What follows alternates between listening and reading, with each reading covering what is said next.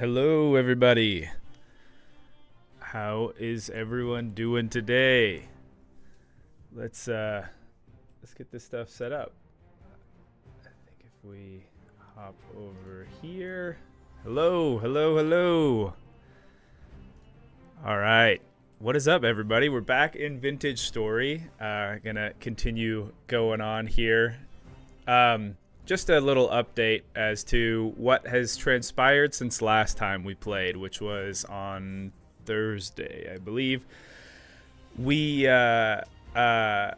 built a dirt mansion, and we kind of got through the beginning stages of the game. Unfortunately, because of the amount of mods that I am running, and not really doing a whole lot of testing. I did a little bit, but not too much. When I played after the stream, I was gathering copper and doing stuff like that to get us ready. And the world gen broke badly. So badly, in fact, that if I was to try to, in admin mode, fly around and repair it by just regenerating all the chunks, it would have taken me hours. And so, rather than do that, I decided to just regenerate a new world, trying to, I would like to say I cut back on mods, but I really didn't. I was just like, surely this time it'll be different. And so I regenerated a new world. I went just kind of flying around a little bit, which I would have preferred to kind of explore more in survival mode, but I just needed to make sure that, half the world actually loaded. So we have a new spot, and then I basically remade our first shelter. Admittedly, it is nicer than our first shelter. I was trying not to go overboard in creative mode, but I recorded all of my progress offline, and so that's going to make it into a video, and you'll see that where I left off from that video, this is about what I had, but the shape is better because I was in creative mode. And when you're in creative mode, you're building from the outside in. And so the roof makes more sense in this version. So that's kind of where we're at. I took all of the stuff that I had. I took screenshots of everything, and I rebuilt our inventory. So I'll give you guys a little tour around, and then we'll check out what's going on in chat. So stuff that we have now that we didn't have last time. For those who were here, I built a trunk because we have copper now. I chopped down just a couple big mega trees, and so we got plenty of pine logs. I got this copper wrench and a copper arrowhead, as well as this copper spear from sifting. I had never actually panned for copper because I don't know, it was just something I hadn't done before. But once I actually started getting into it, I was like, oh, okay. And then I found out that you could get a bunch of other cool stuff. So it was like gambling. Don't gamble, but it was like that. Lots of bones and stuff. Hunting was going really well. I don't know how hunting's going to go in this new build. I had a lot of big animals that spawned by me. Yeah, you see, this is the stuff. And I also have this super awesome. I fought a bear, and I was able to build myself a bear hat. Or a bear helmet. But you wearing it drains my food, so only when we're in combat. Yeah, other than that, in here, not really anything super special. It's just, like I said, a dirt hut. We got our firewood stock here. We have our butcher table and our butchering skinning hook. And then up here, same setup that we had previously. This is our pit kilns, our peat. I got a sandstone block so that way... Oh, I didn't even think about it. I got this sandstone block so that way I could make a grinding stone. But I realized by placing it down, I'm going to have to go get another one, because if I use my pickaxe on that, it's just going to turn into rocks. I had these tool molds. We already had the pickaxe and the hammer one. I also made one for a shovel, and oh, I have 2 hammers. I was supposed to have, that's supposed to be a an axe. I built a workbench to make the tools and a forge and an anvil. So, yeah. All right, well, let's check on what everyone's saying, and we'll kind of, I might need to fix a few things because I'm also realizing I don't have my clay jugs for water. Yeah, so, but let's see. We got Dima, Lego, Hilmar, Dairy, Fly, Gen Ring. Sweet build, thank you. When are you gonna do more Project Zomboid? I don't know. I haven't really been drawn to Project Zomboid recently, and I've been talking to some of my friends about it. They also seem to have similar feelings. Yeah, I don't know. Build 42 just hasn't really like called to me much. Howdy, how's it going? Hey man, what's happening with this Space Engineer series? I talked about it in previous streams and stuff. It's with all the updates and stuff like that, the mod that mainly ran that series is kind of busted right now. So that's kind of the main thing. Yeah, but he said, yeah, you can't mine around the stone to get it back. That's a great question. Let's see if we can.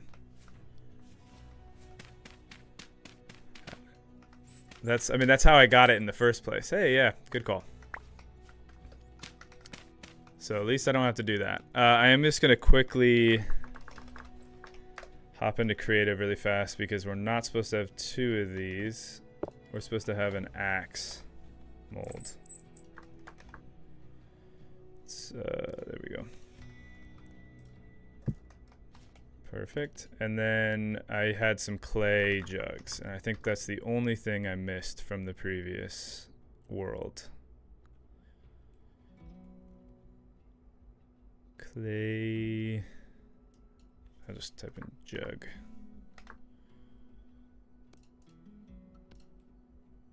Jug. Okay.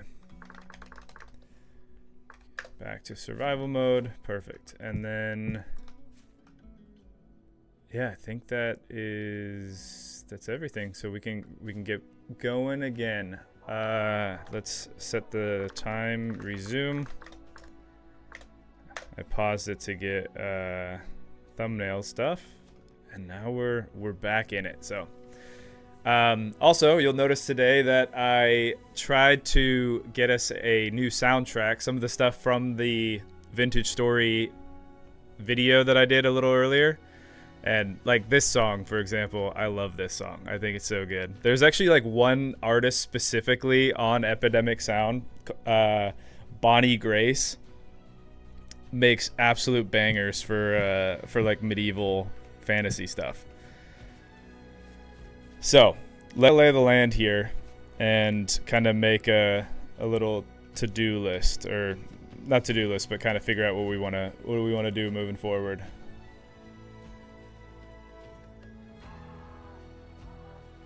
Oh, I think we're good. Sorry, not Discord. YouTube Studio is giving me some errors and stuff. Okay, well, we have our water over here, so that is good to have. And let's start gathering some grass so we can boil the water.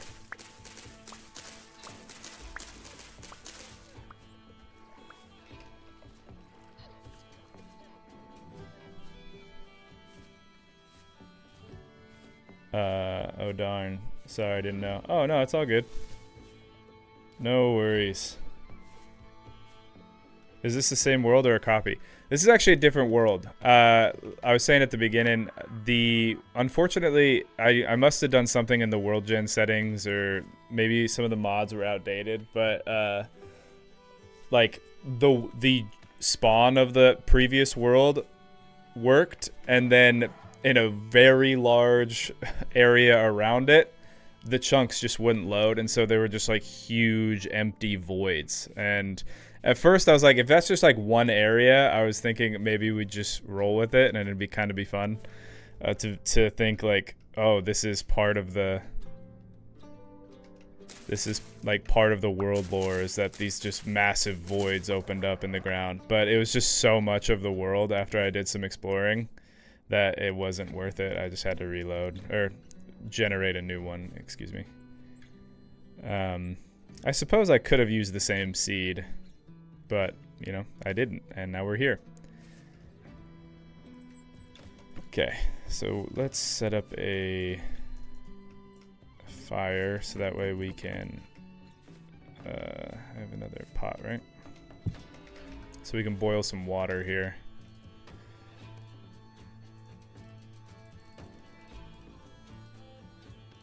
I don't understand why it does that.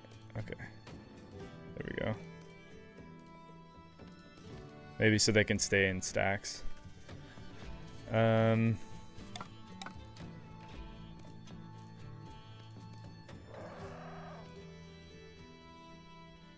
is it the other way?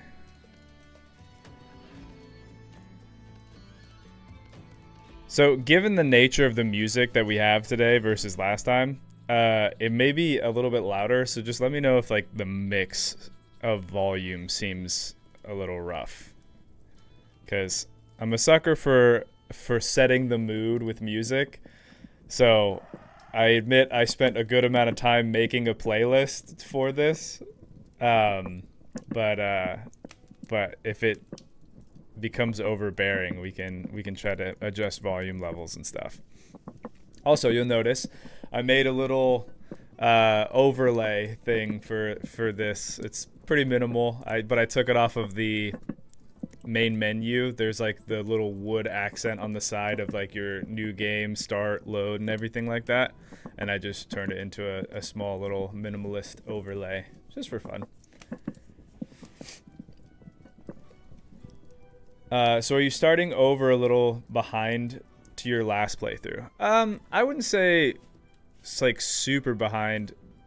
The only thing that we're really like got pushed back far on, because I didn't really know how to redo it, is the farm. Because I had actually already harvested one round of crops.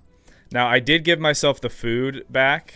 I keep my food in this little hidden cellar. I think it's either here.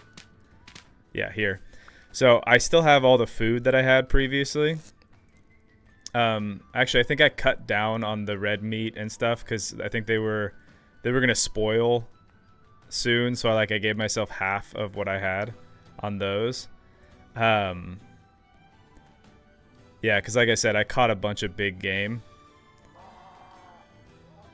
But yeah, the farm. No.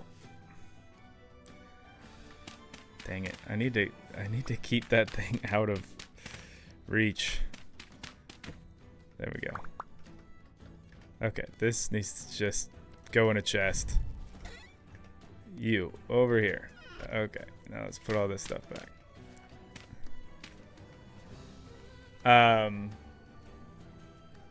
Yeah, so the farm really is the only thing that we're pushed back on. But arguably, we're fine because I gave myself the seeds back. We just have to set up a farm again. And because this is a new world gen, our time, you start in May, so we have all that time to do farming again. So in some ways, we actually might be better off. I will say the only other detriment is when it comes to, I have one of those mods that's making it so you can, your character levels up over time. If I press this, So like our walk speed, our healing effectiveness, stuff like that.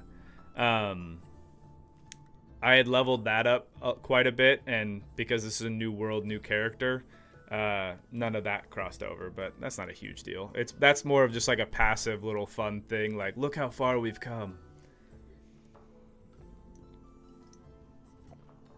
Just some passive boons. Okay, well, is our water ready to go? We have boiled water. Good. Yeah, definitely want to be boiling your water so that way you don't get major debuffs. Turns out rainwater also gives you the debuff too.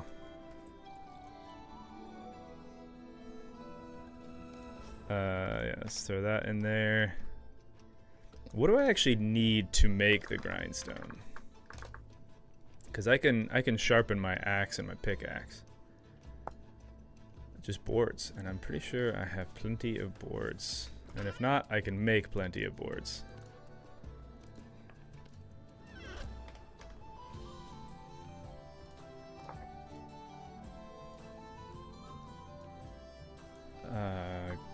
Grinding, yeah.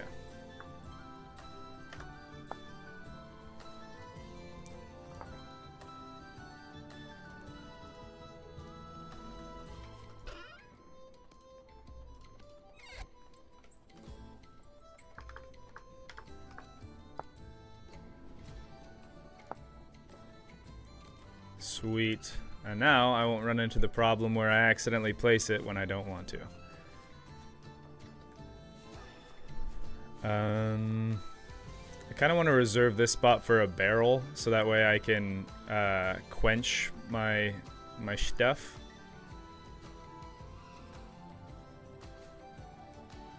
So I will instead take these, and we'll just kind of put them over here a little bit.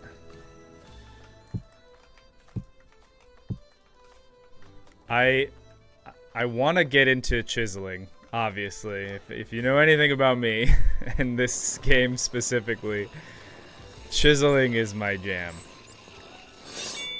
But so I want to actually like, get into making a proper base. Now, I mean, you know, this for a dirt shack, this is pretty solid work.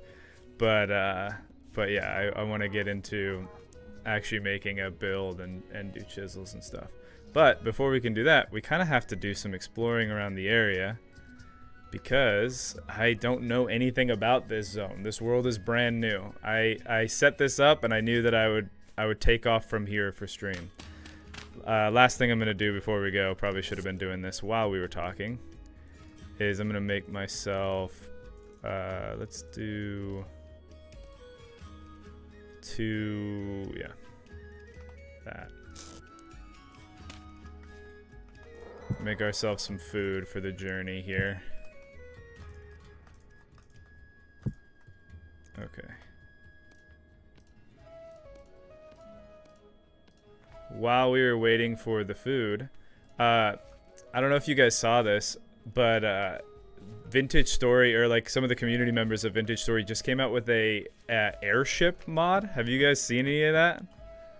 I am absolutely stoked about that. I'm so excited about it. I brought up the video. Let me take a second while this food cooks. Let me pause this and show you guys this thing. Watch. I think it's this one. Yeah. If you guys haven't seen this, this is so. Anyway, I just. That is so cool. And I want to fast forward a little bit here. So he talks about like the different things that affect your, like, the sailing of your airship. But the thing I wanted to show was he at the end kind of shows that they're working on an even bigger one. Let's see. Yeah. So this is their tier 3 airship that they're working on here, which I just think looks awesome. Like the modeling team. I mean, everything about this mod is awesome, but the modeling team I think is doing such a great job just with their attention to detail and making everything look like so cool. Yeah, I think it'd be cool to have ones of these that can have like a good amount of people on it. But anyway, that is that. Let's get back into the game here. I guess I can close out of these, save a little bit of memory. Okay, we are back and we have food. So let's I guess we'll put it on the table.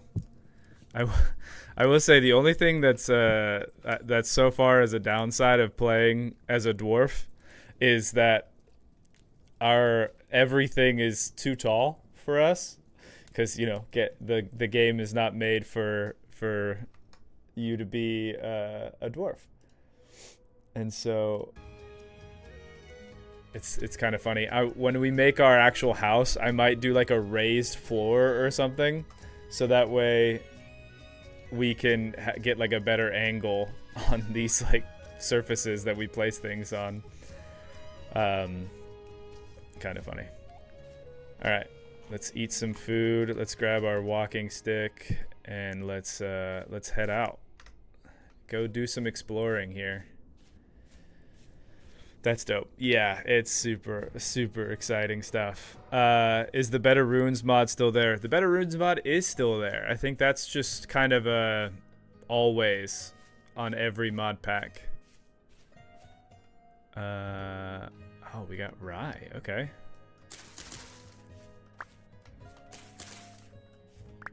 Let's, as we go around, we can find some better soil as well.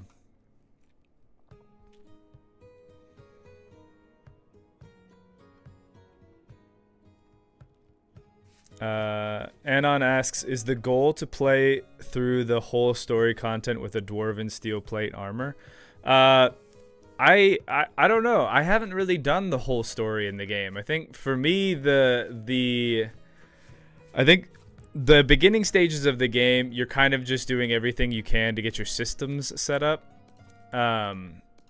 So I haven't thought too hard about it. But I think for me, I like the idea of, I don't know, creating our own lore kind of deal. Like this dwarven exile or just got separated from his clan or something is gonna like build a new dwarven citadel or something crazy. Because in these kind of games, building is my jam. Now, do I want to do story stuff? Absolutely. I think that the story for this game is rad. But yeah, I don't know if that's my main goal. Especially because it takes a while to do that stuff. Well, we just found clay, so that's a good find. I just mainly grabbed it. We have clay back at the base, but I mainly grabbed it so we could get the marker for it. That's actually a lot of clay. Not bad. Not bad. I guess we should also see if we can find some more resin.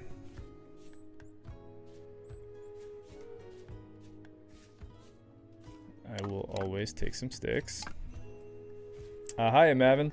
That was a pretty neat mod. That'd be an interesting, or I'd be interested in finding. Is it on the official Vintage Story mod database? It is. It is indeed. Yeah, that one would be a ton of fun. And like what you can do with it, I think is super cool too. Like I've been thinking about server stuff. I was talking about this on Thursday that I'd like to look into kind of creating my own server.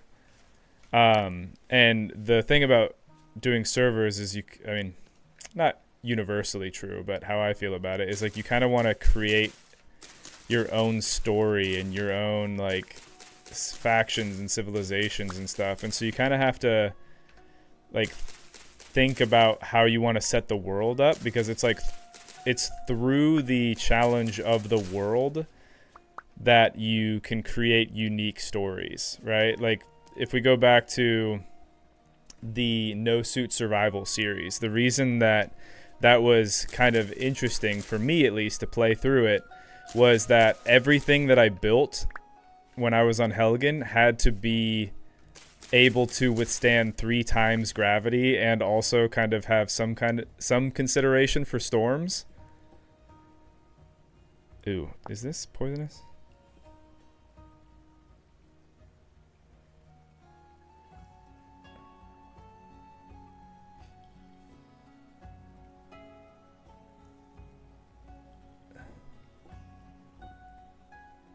It's called Witch's Hat, and I don't know if that's just because of the shape or what, but it doesn't seem to say that it's poisonous, and it says that you can put it in some stews, so I think we're okay.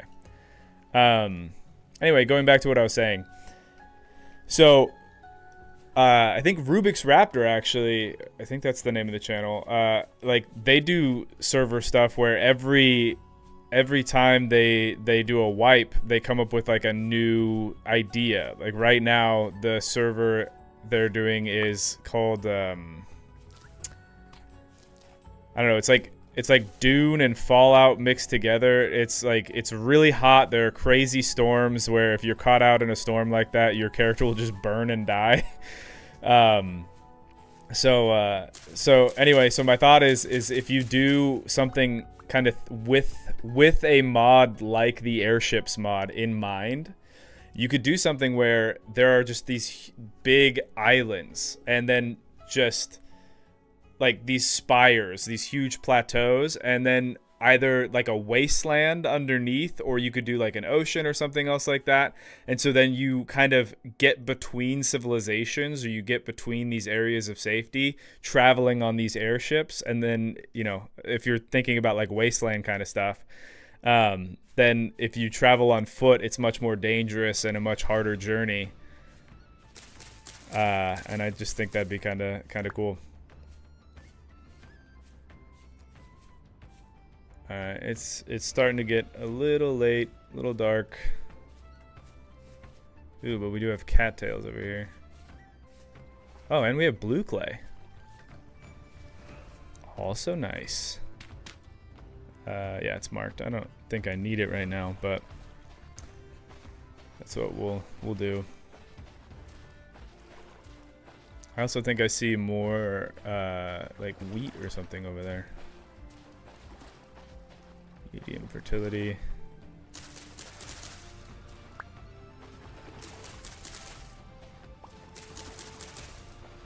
Do I have Lord of the Rings-esque armor? I do. If I go right here and I type, I think it's just Dwarven. Yeah. This stuff? I do indeed. Very, very cool.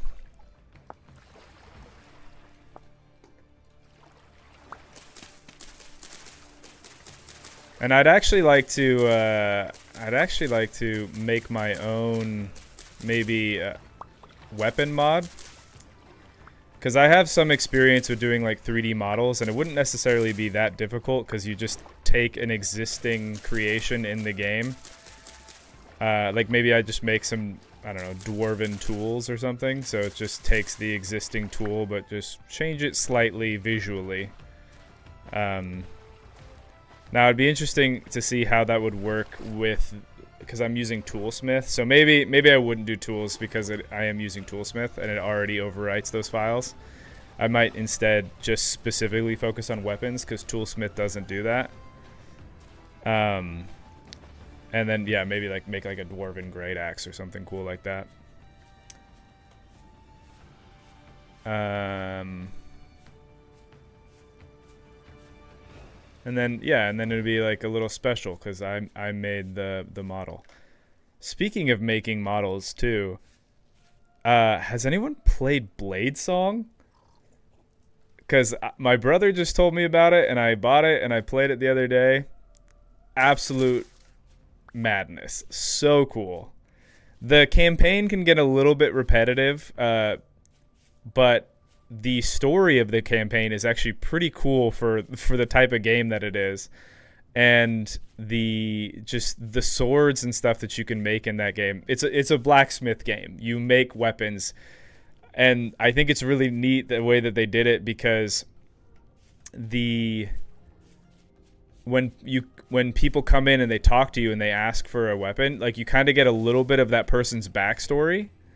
And for some people that might not really matter. It's just like, okay, meet the requirements as far as like what the gameplay requirements are. But for me, when I was playing, I like listened to what these people were saying, and like one of the things was I had this guy come in, and he was like a 16-year-old kid, and he said that his dad and uncle had trained him with the blade since he was like really little, and his dad just recently passed away, and so now he has to like take on the mantle of protecting his family. And so I built him this like really cool, even though he was this young kid, I built him this like really cool like paladin looking sword for protection, and I called it Inheritance, and I felt really cool about it. And now you know. But it's cool when you get the backstory of these characters, and then you can kind of build the blade to match the story. I did not mark. Oh yeah, I was going to say I didn't mark my house, but I suppose the map updates so you can find it.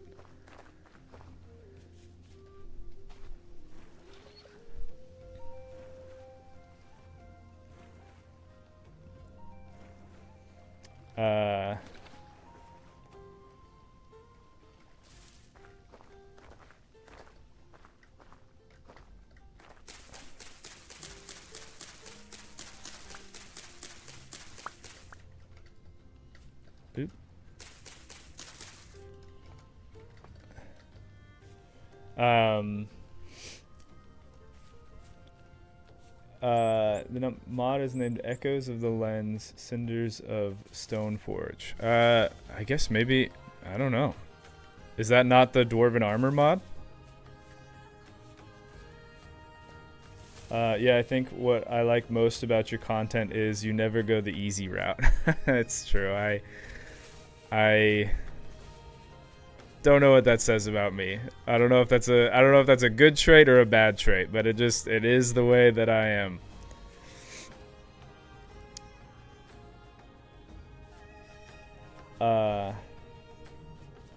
Exactly, this mod. Oh, okay, yeah. There was the one I was talking about. I've been wanting to do a floating island playthrough for a while now, since I would complement Draconis and Pegasus quite nicely. I think that would be very cool. Yeah, I mean, any game that you can have like a, okay, let's nah, man, let's just go inside. Alright, and I'll put my walking stick over there, and we will, I think we're probably good, so we'll just sleep for the night. Yeah, anything that you could do to ride dragons is just awesome. Like, just a dragon rider society is very cool. I also think it's cool, the idea of, like, on these big servers, right? Dragons in the Draconis mod are pretty big.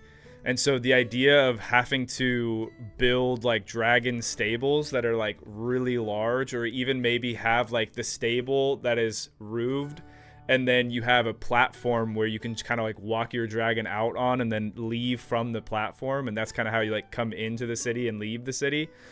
The idea of like I don't know, like fantasy infrastructure, which is such a nerdy thing to say, but that I heard somebody talk about one of the best ways to do world building is to like start with one big thing and then go from there to determine like, how would that affect all of the other little things? So, for example, people can ride dragons. Okay, how would that affect, I mean, obviously travel, right? You can fly around, you can do these other things. How would that affect architecture? How would that affect, like, trade? What would like your stores and things look like, you know? I don't know, just like you can kind of take one, like this world, our world, but you know, we never developed cars. Okay? Or like we never developed the wheel would even be a bigger one. Or like what I was saying earlier, like the world is mostly wasteland unless you're at a certain elevation, I guess. And so it's like you have these islands and then the wasteland between. And so it's like, how would that affect everything? What if you didn't have dragons or flying stuff? Like, you know, mercenaries guarding caravans, or like, you know, would you develop like crazy bulletproof trains that would travel the wasteland?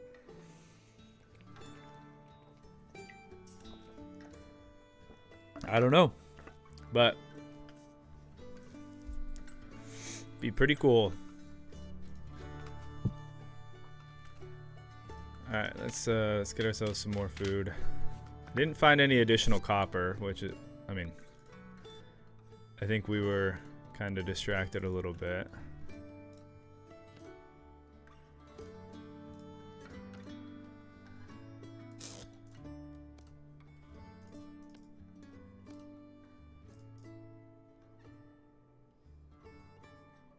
Yeah, I'll save the rest of these for later. Yeah, probably not a bad idea to get a farm set up. We found some medium fertility soil, so we can use that.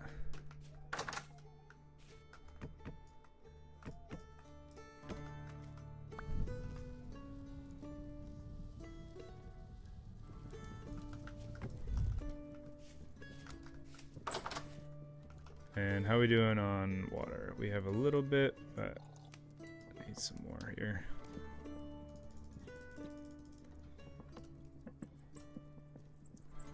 I'll go fill this one up with more water. I could probably actually make a well now, because I have a pickaxe, so you can dig down and do that. But I don't know what other kind of like stuff you need for the well. Probably a bucket, I'd imagine. Yep. I like how you're able to build. I know you are able to build buildings which don't end up as square boxes. Same in SC. All of mine end up as a box. It is. Mine do tend towards boxes, and then I'm just like, no, I have to do something other than box. It's just, but I like every game that I play is building games. So because of that, and because base building is like one of my favorite things to do in games, it's just hours and hours and hours of experience. But even still, like I look at a lot of other people's stuff and I'm just like, man, one day I hope to be able to do that. So it's just comes with time. But I appreciate you saying that. I've always seen people make such cool buildings to their house. I've seen people make such cool buildings to house their dragons, and I love it. Yeah, I think that kind of stuff is really cool. The Pegasus mod was based on comic series called Sky Cowboys, and their world building is basically what if horses had wings and the world was full of huge chasms, and it's pretty cool. That is the way to do it, at least in my mind. I've said this before on stream, so, and I'm pretty sure in some videos too. So if you didn't already know, I'm a big nerd, and specifically big D&D nerd. And right now I'm DMing for my long-running group, and the world that I set up for us is very similar to like Enshrouded, where kind of going off of what I was saying earlier, there was this like cataclysm that happened that filled the world with this fog. And so if you are over a certain elevation, the fog doesn't get to you. And so there are certain civilizations that just like migrated to highland areas. Like the dwarves went to the mountains, the humans found like these highland areas, but they kind of like try to continue to have like push back against the fog. And then like the drow, which are mostly known for being in the Underdark, they live in the fog, which in the world is called the dusk. And so do the orcs, but in our world, the orcs are kind of the mechanists. Like they're the, in traditional fantasy, usually it's like the gnomes that are the tinkerers, but in this one, it's like the orcs that are the tinkerers. And so they have this really big city that it like is in the dusk, but then it also rises high outside of it as well, because they get to that certain elevation where the clouds don't cover everything.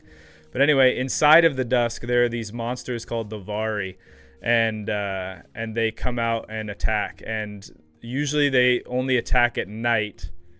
But there are areas where the fog is so thick that the sun can't breach through it. And so in those areas where it's like super dark, there's tons of Vari activity.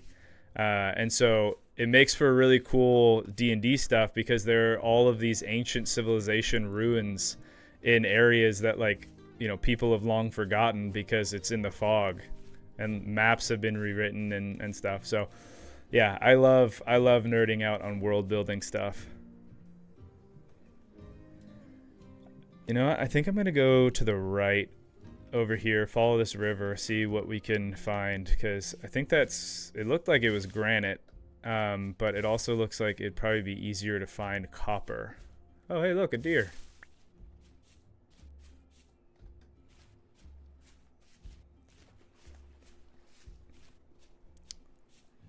Oh, I didn't bring my walking stick.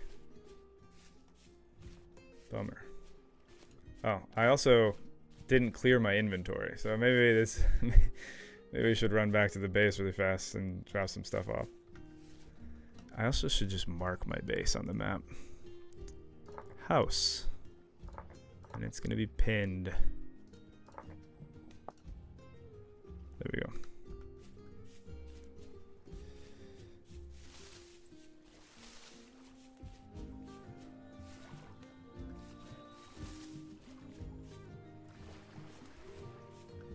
Ooh. Mushrooms.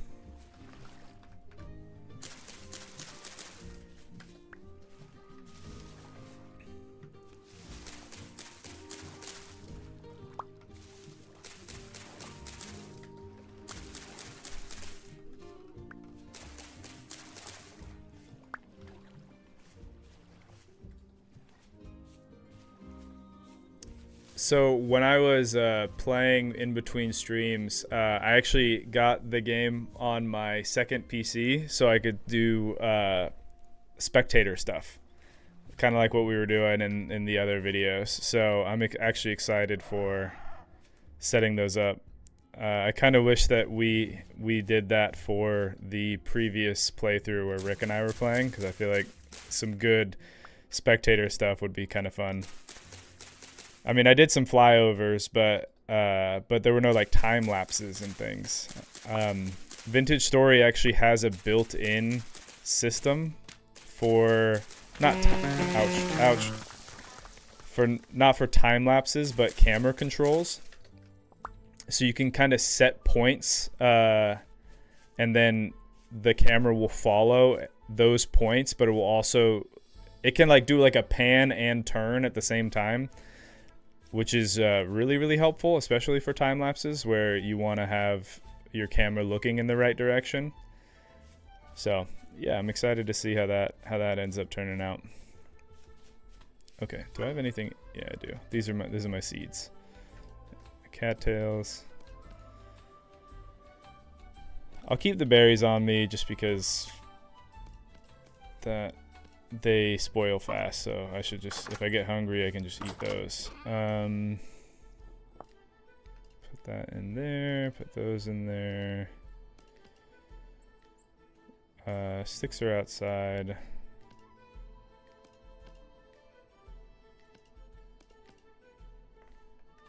And oh wait, I have grain here. Okay, and let's put the mushrooms in here because mushrooms can be used to make like meals.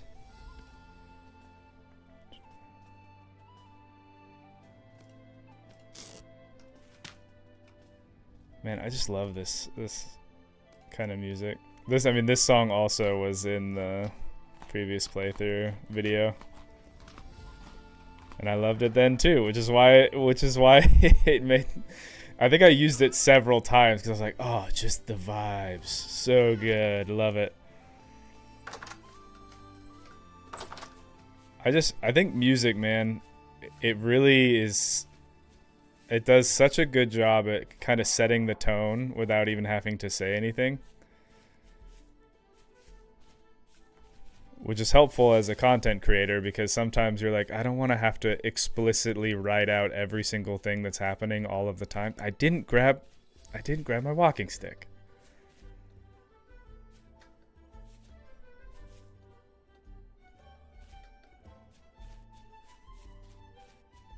Music is low on stream right now.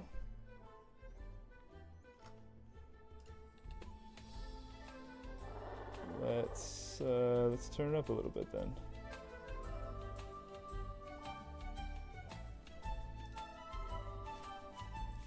Yeah, I will say that might be something that I wanted to do more of this like medieval style music, adventure music, but I think a lot of these songs like build a lot, and so there are a lot of areas of the song that is just quiet. Come on, man. Walking stick. That's what we came back for. Alright, let's go.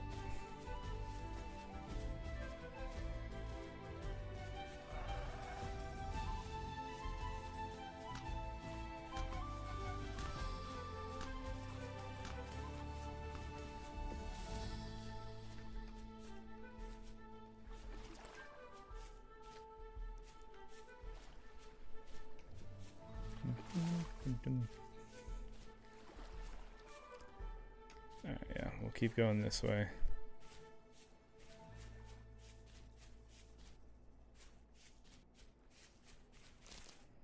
I mean, I'm not gonna not grab berries.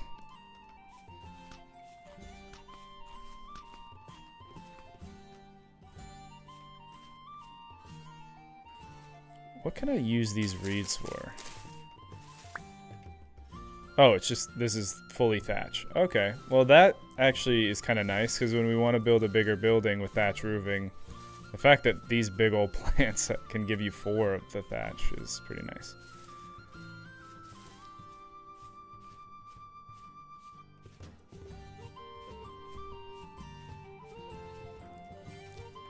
Alright, I gotta zoom back in here.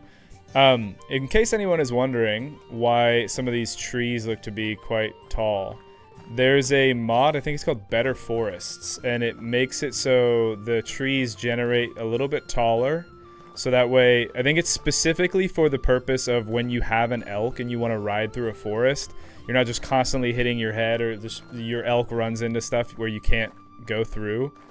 Just makes forest traversal a little bit nicer. So that's why some of these trees are a little taller than your vanilla, maybe. Which also makes wood gathering a little nicer. More resin. Hello there! Gaius?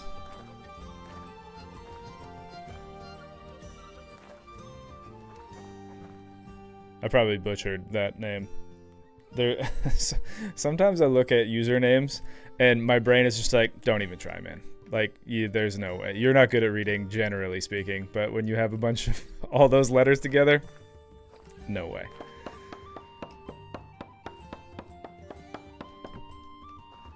Alright, I'm gonna... Here, let's just... Yeah. Okay, I'm gonna use these to mark this. You know what? I'll use something else. I'll use firewood to do it. Because I'm like, if I put a pine log here, but there's a pine tree right there, it's probably not going to be super helpful. Okay, so this is a copper deposit. Nice. Glad to hear it. Oh, wait, why am I not just actually digging? I'm acting as if I don't have a pickaxe on me currently.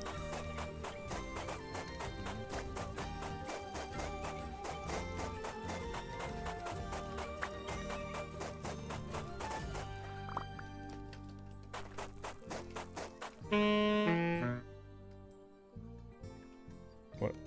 Why did I take damage from that? Oh, they fell.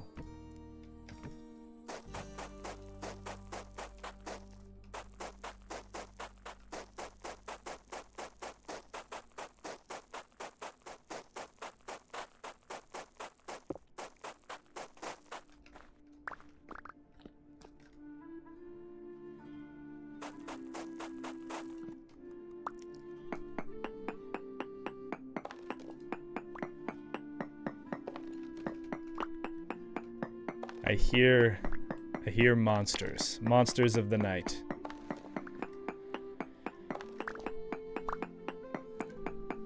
I do not like them.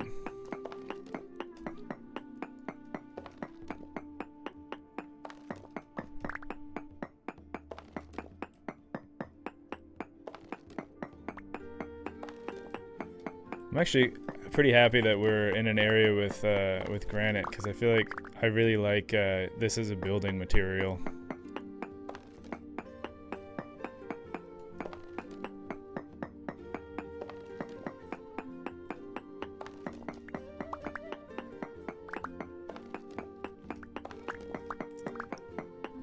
I'm also not digging like just straight down because I obviously don't want cave-ins.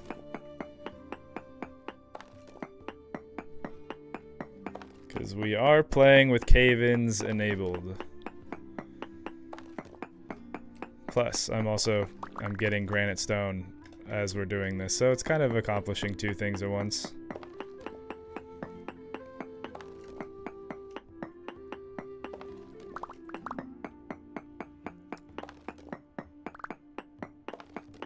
Hey, there we go. That's what we wanted to see. What does the walking stick do? The walking stick, it helps you conserve energy while you walk. So according to the mod, and this is a crude walking stick, so I actually don't know what the numbers are, but the mod says that it makes your walking speed a little bit faster, and you also don't consume quite as much food while you're walking. I imagine this crude walking stick, those are pretty minimal gains, but you know, it's better than nothing, and that kind of compiles over time. I will say also, one of the other things is using the walking stick, and this is the main reason I wanted to get this mod, was that you see, I don't have to press the space bar in order to go up a block like this. So that's also pretty nice, just for traversal of terrain.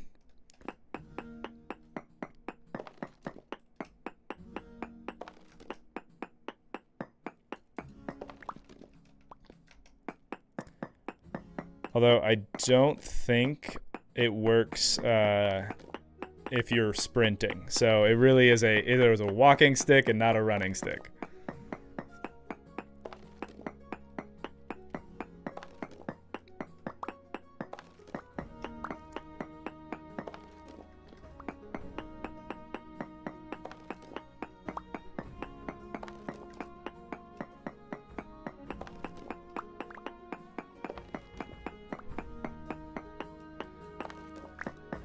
Also, better versions of the walking stick. Like if I was just thinking about this. If I type in walking stick, there are versions of the walking stick that actually have lanterns on top of them. So it also just makes it so you know, rather than carrying a torch or whatever in your offhand, which I think most of the time when you carry things in your offhand, they actually increase your food usage.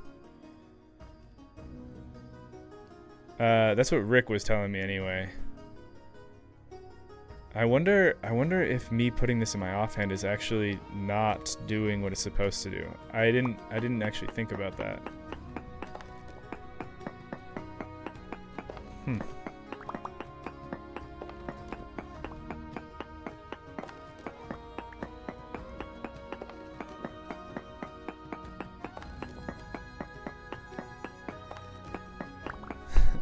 This is kind of intense violin music for just mining in a cave, but all good. We like a good vibe.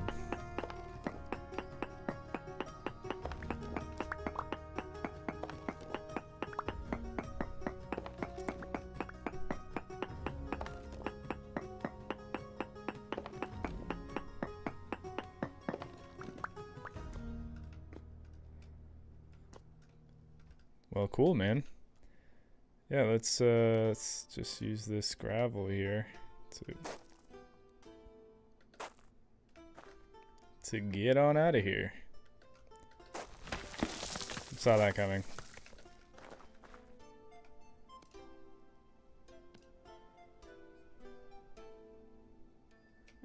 We can just keep eating some berries. Okay, well, I mined out this node, so let's just get rid of these waypoints here. We got 31 native chunks, so 620 units of copper. That's pretty solid. That's a set of several tools and stuff. Let's keep exploring. We have a few more hours of sunlight, but yeah, that's not a bad haul, man.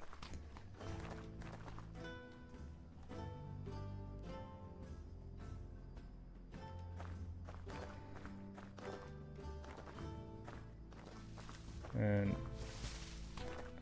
I'll keep eating these so I can clear up an inventory space and get some water back without actually drinking from the jug. More blueberries.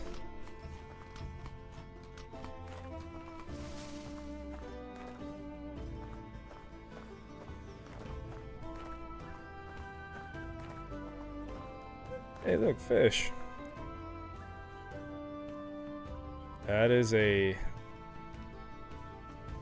That's a nice looking mountain.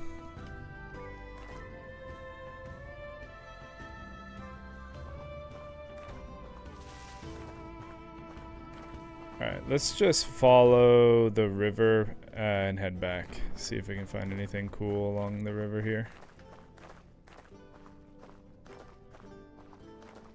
You see what I mean by the trees? These, just a little bit taller, so it makes mounted traversal a little nicer. I like how I was talking about the benefits of the walking stick and not having to press spacebar, and yet I do it naturally anyway.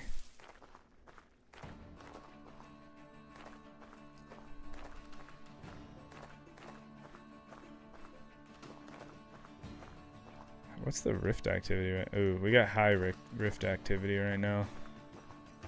That would explain all of the rifts.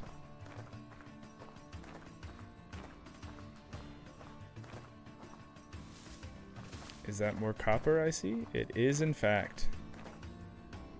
Okay. Let's... We still got a little bit of time. I just don't love that that rift is there.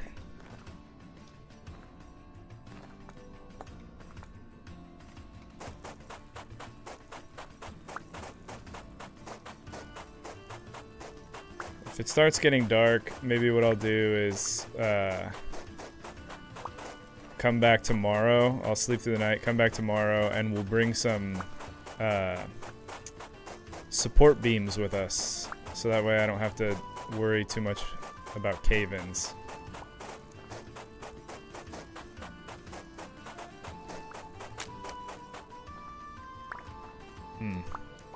My shovel.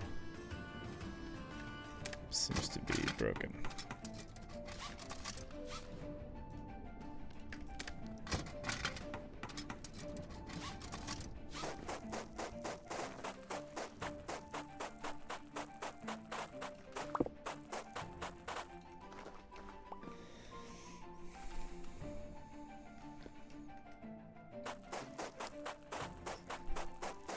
Keep on going here.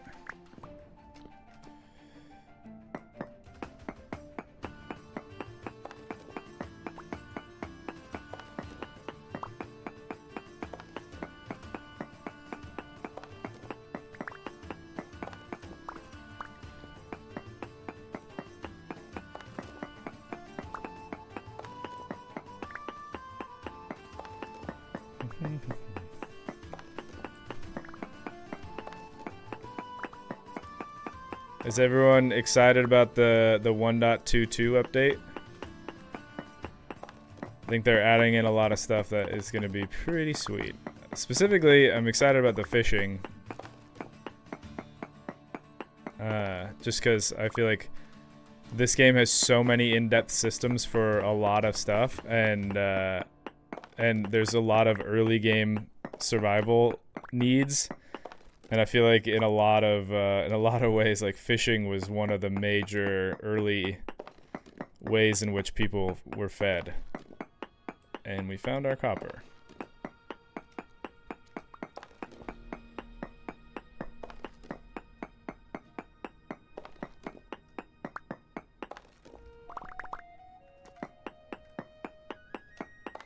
Hopefully these stack. Yeah, they will. Okay. Sometimes they don't stack because like one of them is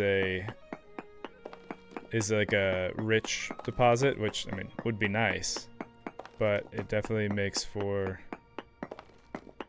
a challenge because inventory space is, well, always a challenge. I'm excited, though also a bit worried in regards to updating mods to the new version when it goes stable. Yeah, fortunately, I'm hopeful at least that because it's gonna be out in unstable for a while, mod authors are gonna get their hands on it and they can kind of see what the differences are, if like what they would need to update, and then they can make those adjustments before.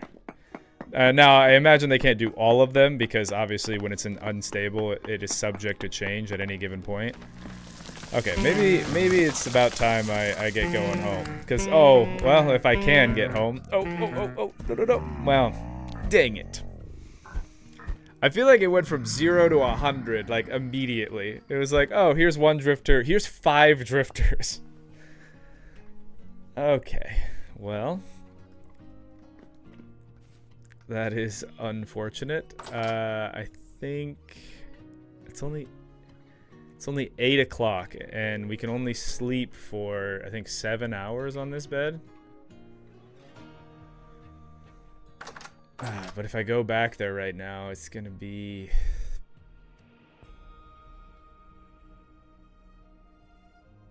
a ton of drifters.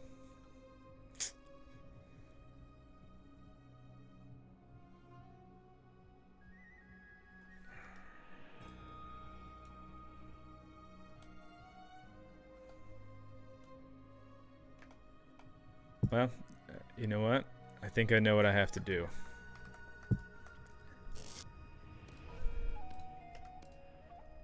Put on my bear helmet and give it a go.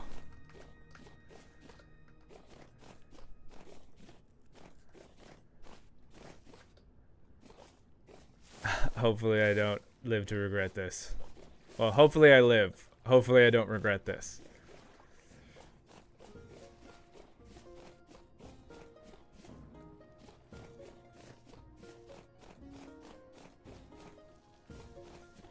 I knew that the rift was high, and I decided to push it anyway.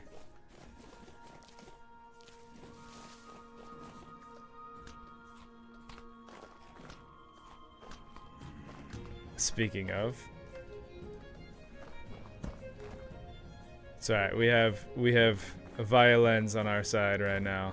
This is a adventure against time.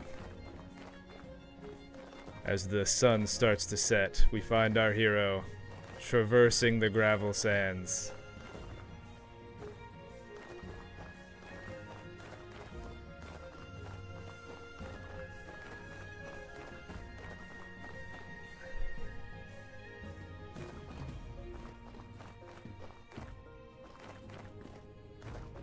Nothing to see here.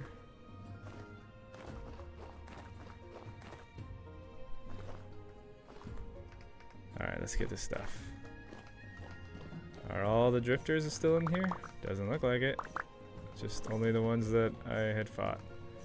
Oh, I can't lose my axe. Let's just drop that. Okay, we need to get out of here. That sounded like a shiver.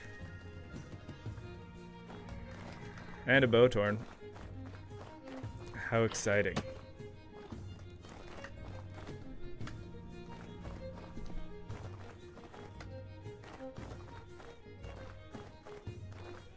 We got the stuff.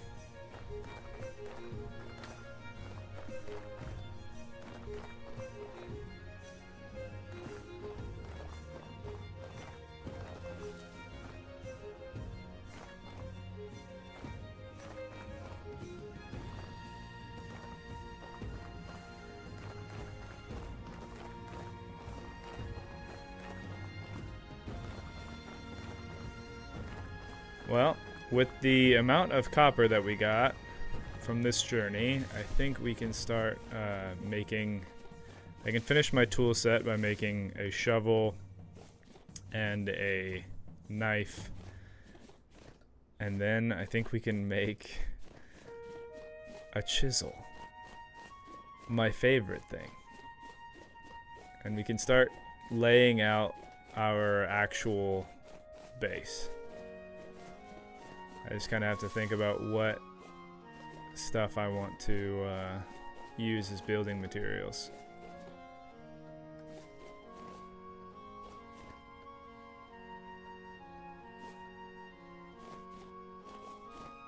Home sweet home. Alright, I should probably replace this torch because, well...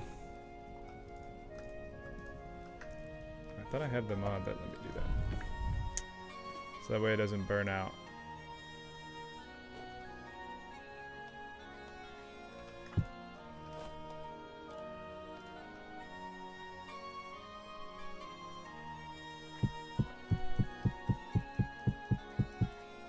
So I have the immersive what's it called? Smashing of stones. So you actually put the stones on the ground, and then you grab your hammer, and then you smash them. It makes for fun video footage. Like if I doubt I'll be able to get the angle on this, but when I have the spectator camera going,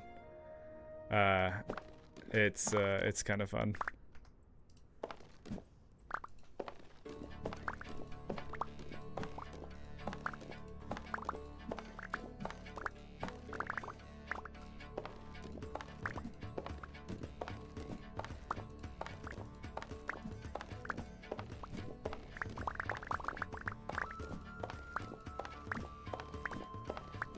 We got a good amount of copper here.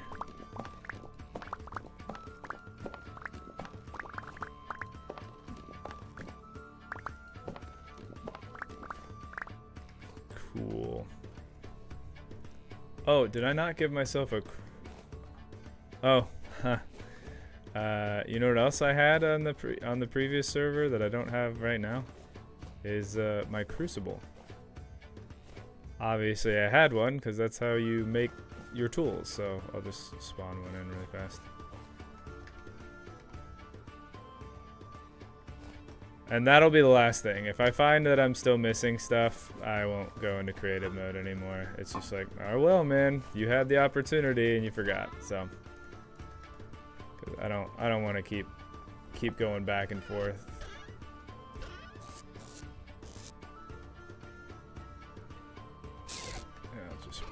the stone in here.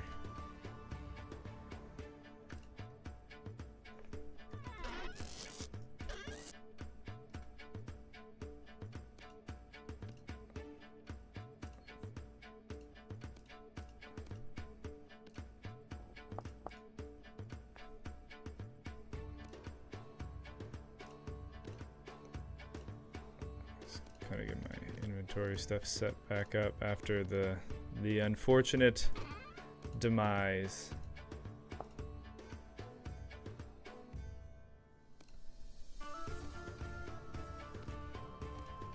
Okay, so we have 640 there, 365 there. So, I mean, that's like, yeah, that's like 1,000 units of copper. 1,005 units of copper.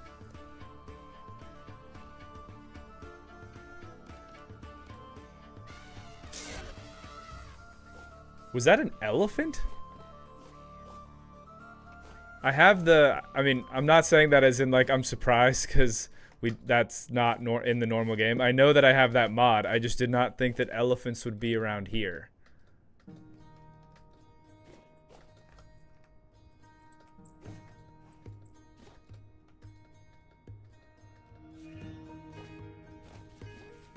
That is an elephant. Are you kidding me? Oh, man. That is... Do you know how much meat an elephant would give you? A lot.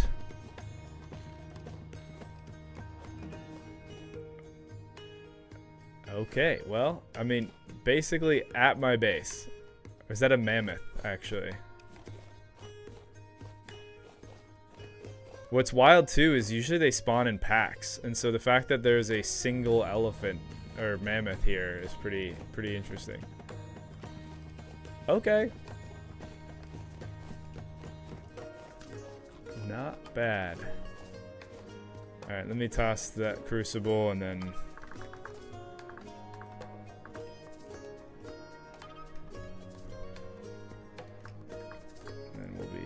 we'll be done. Yep.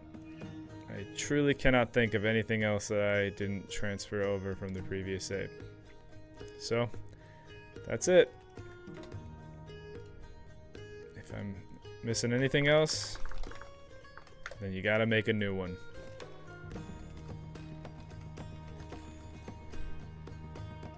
Okay, let's grab the... We have the copper. Let's think about this, because I don't want to waste any copper or the crucible, so I gotta do this right.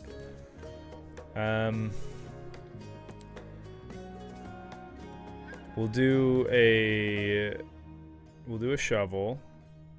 I can just do 4 ingots would be great, and then I don't think I'm in desperate need of a pickaxe or a new hammer. Yeah, so I think I'll just do 500 units right now. That's half of what we have.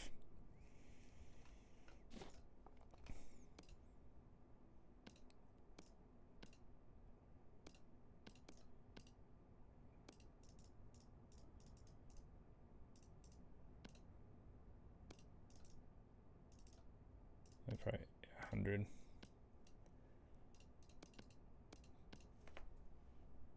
And we will... You know what? You know what sucks about what just happened? I literally said it on stream twice, so I can't go back. I just remembered one other thing that I didn't bring over from my previous save. I had a 3x3 pit of charcoal that I had yet to use because I also had a little bit of brown coal. I don't have either of those things now, so I'm not gonna go back on it. That's what I said. So we need to. Fortunately, I have the wood. Like I have so much pine, but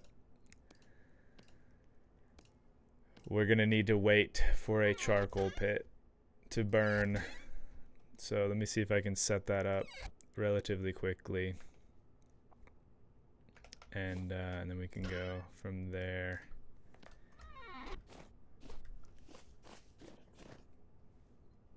I can't tell if the music stopped or if it's, yeah, the playlist ended. So we'll go back to the top.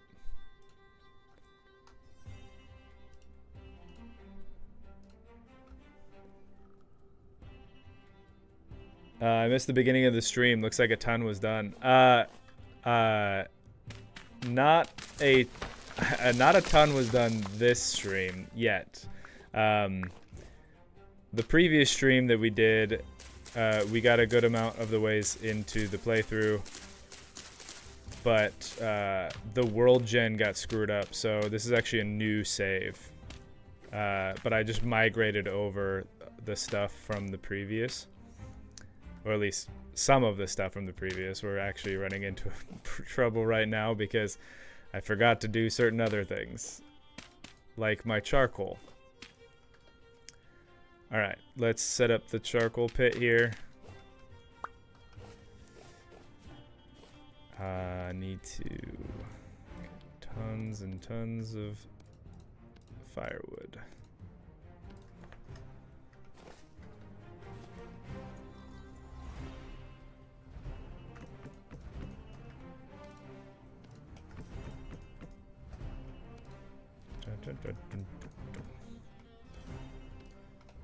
Ah, dang, I was hoping we could get your seed. I mean, I can still find the previous seed, but I feel like this one is actually pretty solid too. I haven't messed around much, but I mean, it's pretty. And we got a cool looking mountain over here and stuff, so yeah, not bad. That being said, I have like several world gen mods on, and like extra stuff like that, so just got to keep that in mind. I don't know how the seed generation, I mean, I imagine it works the same, but just got to keep that in mind when you do the world gen, otherwise it definitely won't look exactly the same.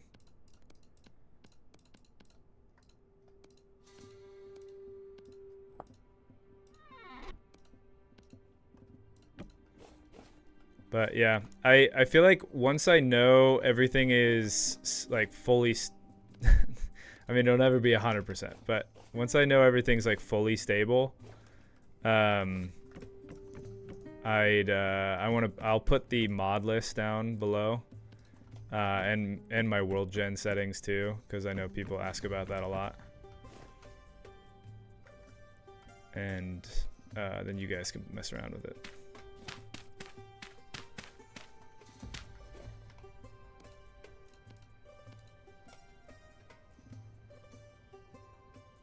I was mostly looking for the rock, which usually stays the same. Okay, well, I mean, yeah, I can find it if you remind me at the end of stream, because I am prone to forgetting stuff like that. Then yeah, I can try to take a sec and go find it, or I can try to post it. You know what? Let me do this. I'll write. Oh, let me get my charcoal pit set up.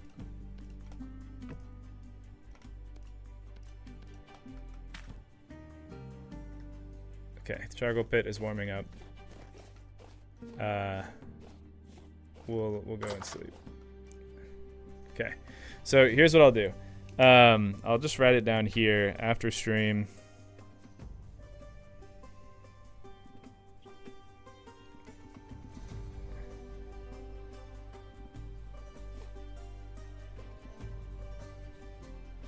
And I'll get the one for this one. And I'll get the one for the previous one.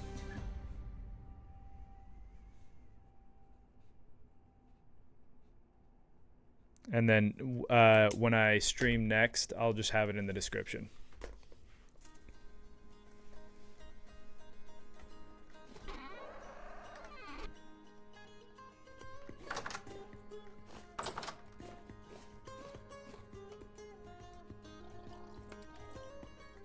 This is still gonna take a little while, so we'll be able to smelt our stuff tomorrow. In the meantime, let's let's just go ahead and set up our farm.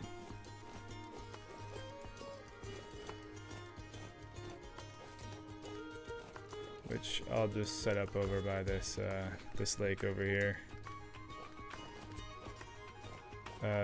This is all low fertility stuff. I have some medium. Let me grab that. I need to build like a path through here. That's another thing about being a dwarf is the grass is just, even the normal grass is just so tall and kind of difficult to see over. So yeah, carving out an actual path would be pretty nice. You know what? I have the carry stuff mod. Let's just do that. Oh, I should also take off my helmet, because that is draining my hunger bar.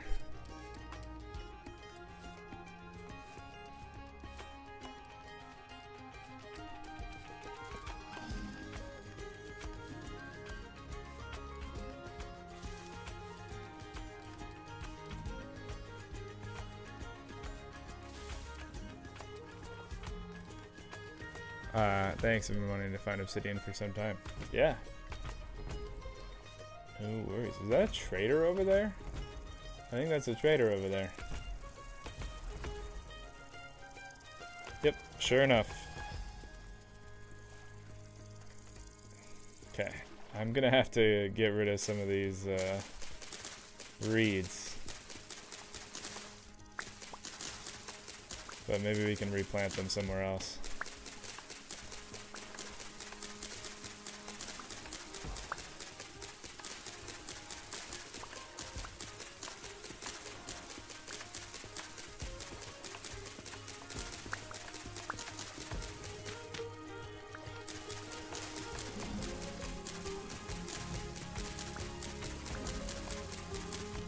Area is super thick with reeds. Not necessarily a bad thing when you're trying to make thatch roofs, but when you're trying to clear an area for your farm.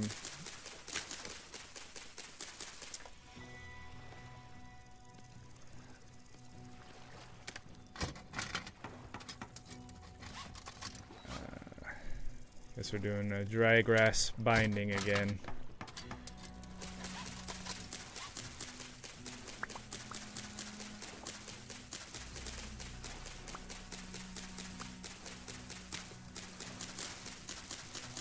So anyway, I was saying earlier, if anyone's ever played Blade Song, I think it's pretty indie and also still relatively new, but I highly recommend you check it out. It's pretty sweet. And so it's like you smid these blades, and it's got a campaign mode, but it also has this creative mode where you can kind of do whatever you want. And you can export the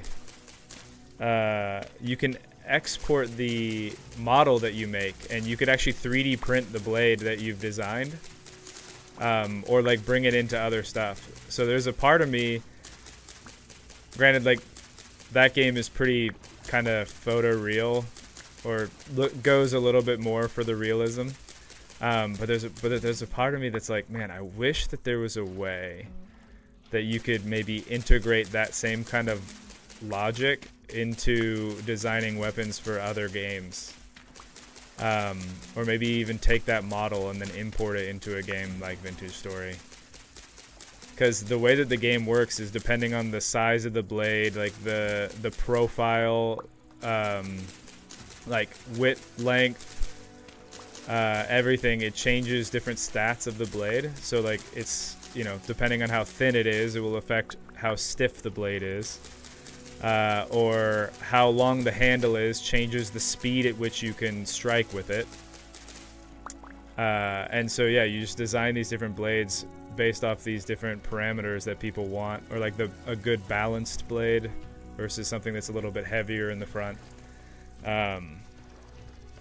Yeah, so I just think it'd be cool to take that idea, especially in a game like Vintage Story, right, where smithing is, I mean, something that you do actively, right? Like, how cool would it be is if you had a mod that changed smithing, so the grid for making your custom weapon, instead of it being however long or wide the grid is normally, like you could get a lot more granular with it, and then it changes the stats and what your blade ends up looking like. I think that'd be pretty cool.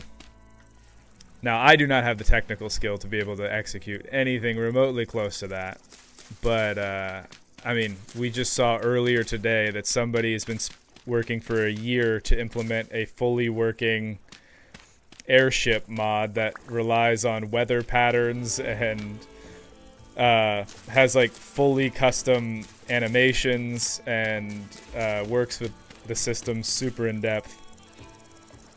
So, you know, at this point, anything is possible.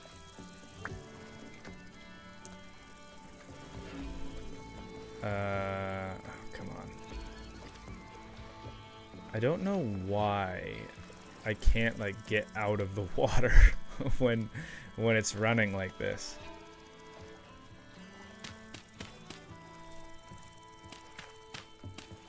So I think that should be okay because it's within three tiles.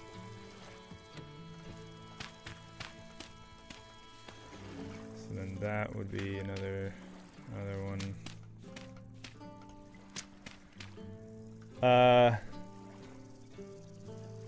Zoralis says, hey Mavin, got any plans for spring vacation, or is life still kind of hectic? Life is definitely still kind of hectic. I'm probably not leaving anytime soon, unfortunately. Like I've said a couple of times, we just recently had a baby, and so traveling with a newborn is not... I mean, I haven't done it yet, so I guess I wouldn't actually know, but based off of the experience I've had so far, the idea of mixing airplane travel with the baby doesn't seem like a recipe for success right now. But what about you? You guys doing anything fun for the spring? I think that's probably fine. Yeah, I mean, that's more than the seeds that I have. So we'll roll with it.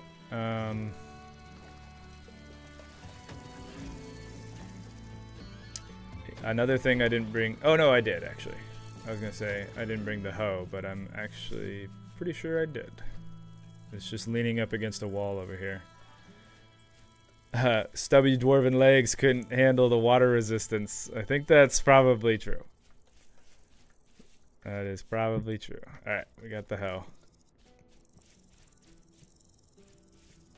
Oh, I feel like I've walked past this several times. Well, hello there. Almost done.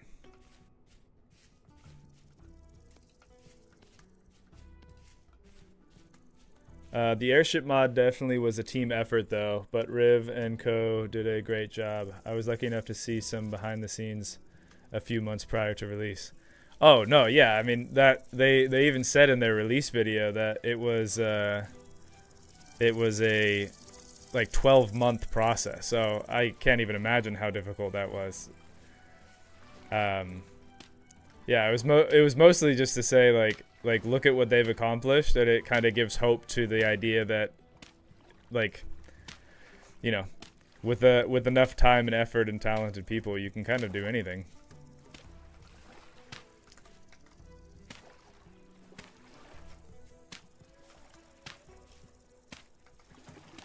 Oh man, for sure. My sister is about to move with a baby, so we're helping her clean and pack up. But they're going to Florida, where any day can be spring vacation, barring unusual winter patterns. Yeah.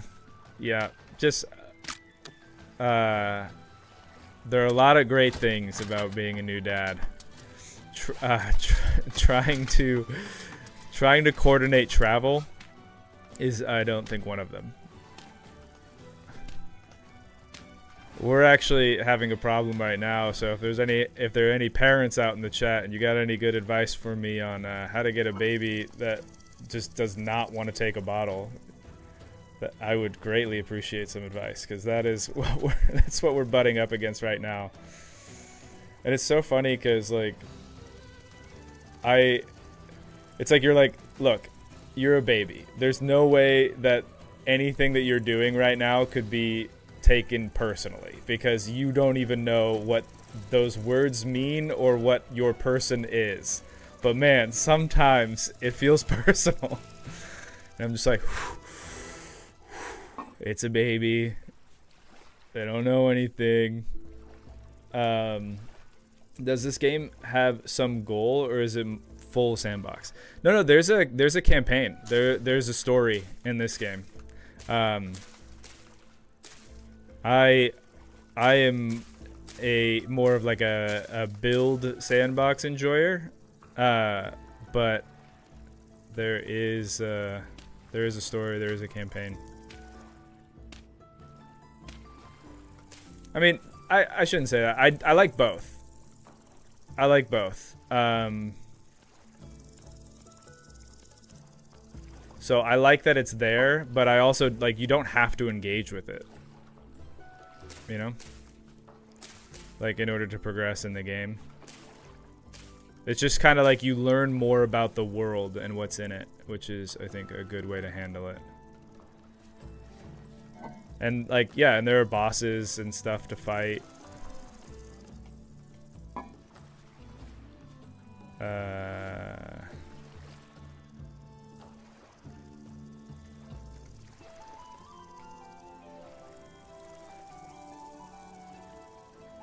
My brain is telling me that even though I have several other spaces, I can't put these seeds down because everything is separated into rows. I don't even know why I'm growing sunflowers. I should swap that to cabbage or spelt. Yeah, let's swap that to spelt. Because this is flax and this is rye, so yeah, we'll do spelt here.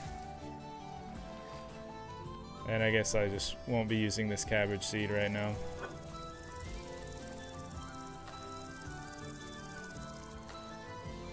No, come on, man. I mean, I have so many turnips and onion seeds.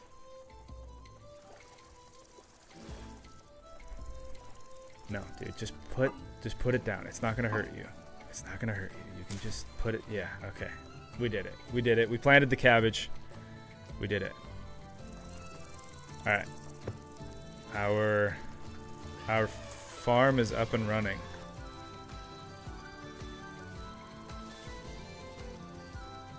I still find it wild that there is an elephant just right at spawn. Crazy.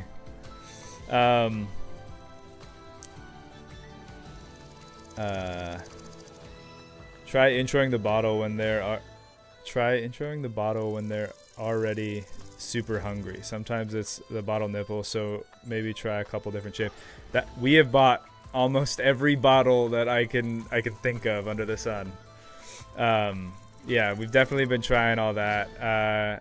We're at the point now where our doctor was like, look, babies, they're not super developed, but one thing that they are very good at is understanding that if they're hungry, they're gonna have to eat. And so at a certain point, the hunger has to outweigh the distaste for a bottle.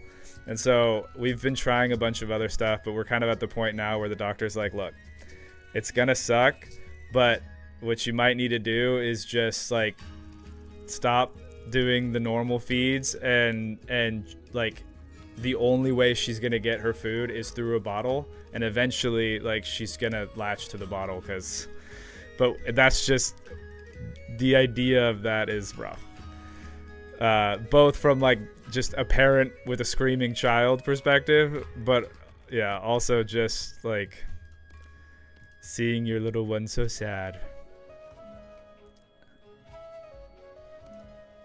Yeah, like if we end up doing what the doctor said and just kind of like taking a day or two where we just try to reintroduce the bottle through stubbornness, my wife actually might have to like leave the house. I don't know if she'll be able to be around for that, but you know, I can wear that mantle. I'll be the bad cop. Whoa, you found cabbage this early? Yeah, I don't know. This seed's been weird, man. I found an elephant.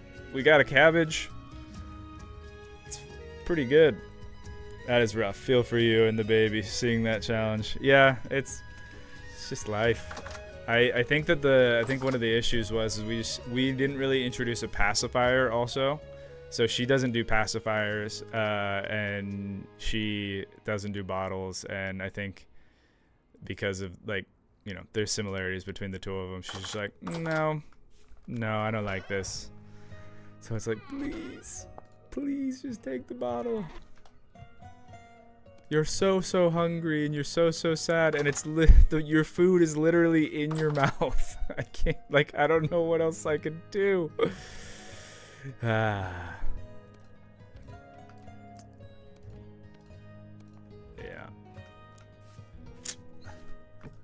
It's just how it goes sometimes.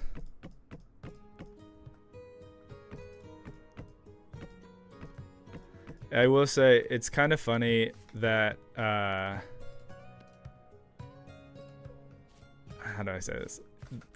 It's funny because I feel like growing up, kind of the way I was raised was there's no real, not 100% accurate, but like the premise is that most problems could be solved with effort. Like if you put enough effort against something, not to say like doing it stupidly, but you know, you spend time thinking about it, most of the time smart, considerate effort is the way to solve problems. That goes not necessarily entirely out the window, but it definitely has a major asterisk when it comes to the fact that another person has their own free will to determine whether or not like you are successful in the thing. Like my daughter is not the antagonist of my life, but when I'm like, you should take this bottle, and she's like, I don't think I should take that bottle, then we are at opposing wills, and there's no amount of effort that I can put into that to make her just be like, oh, you put more effort into this? Okay, well, you know what? This was the amount of effort that I needed in order to listen to you.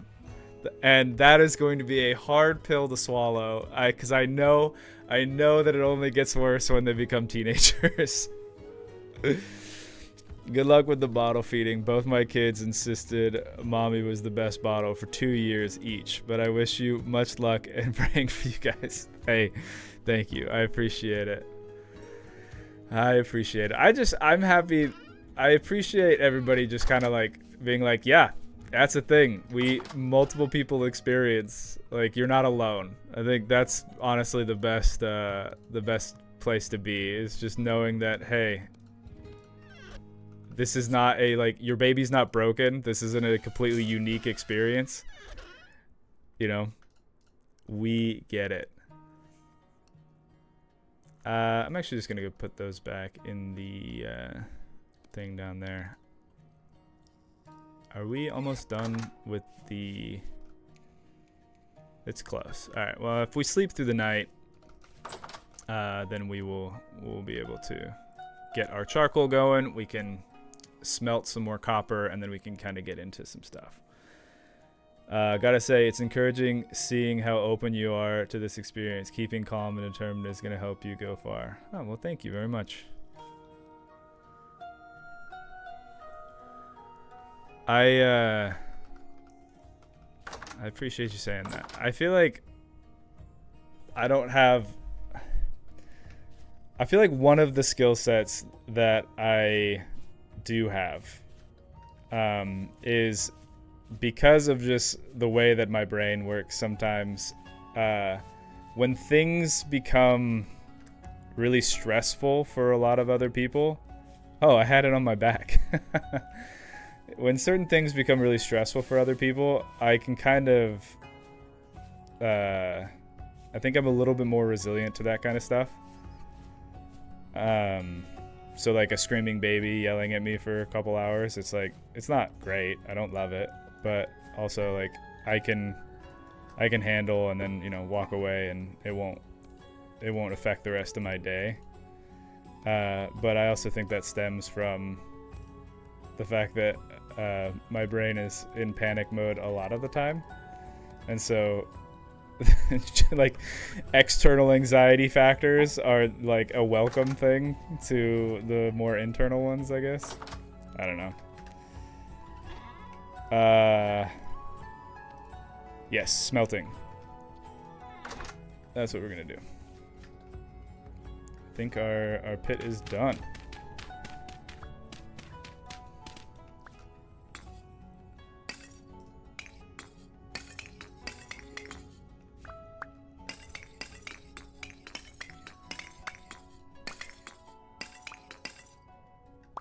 External pressures versus internal motivation sort of thing.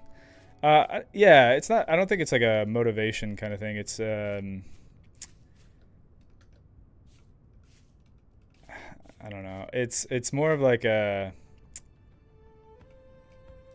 I feel like everybody kind of has like a threshold for stressors. And I think it also depends on the type of stressor. But I don't know. Talking about this is always something that I'm kind of weary of. Not because like I'm trying to like hide anything, but more so just because, you know, I'm a YouTube guy. I make funny video game stuff.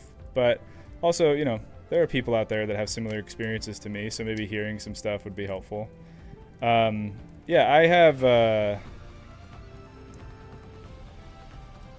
diagnoses, and I've been through the ringer a lot with some, like with medications and like therapists and other stuff like that, and so because I guess like because a lot of the time I'm like in panic mode because just my brain doesn't produce the right chemicals all the time, and so like I make up a lot of stuff to try to solve that problem in my head. Like, why am I feeling this way? Well, it could be all of these reasons, which are false. They're made up to try to like understand where the feelings are coming from. And so because of that, when there actually is a stressor in life, it's like I don't have to make anything up. It's like, oh, this is what it is. And because a lot of the times us as humans, and this is I think universally true, the stuff we make up in our mind versus what actually happens in real life, a lot of the times the stuff in our mind is so much worse. Like, you ever think about like having a conversation with your boss or like somebody at work and you're like, oh, this is going to be the worst thing ever. They're going to hate me forever or something else like that. And then you get there and you have that hard conversation and you're like, oh, yeah, no, that wasn't nearly as bad as I had made it up in my head. It's like that. And so when there's stressful things going on in real life, it's not like I'm impervious to it, but it's like, oh, well, this is reality. And, you know, it's not so bad. I don't know. I guess.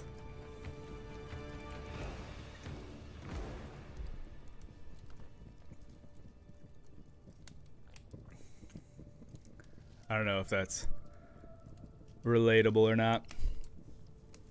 Yeah, a whole family has ADHD and autism spectrum. I'll definitely understand. Yeah. Well, yeah, there you go. You understand.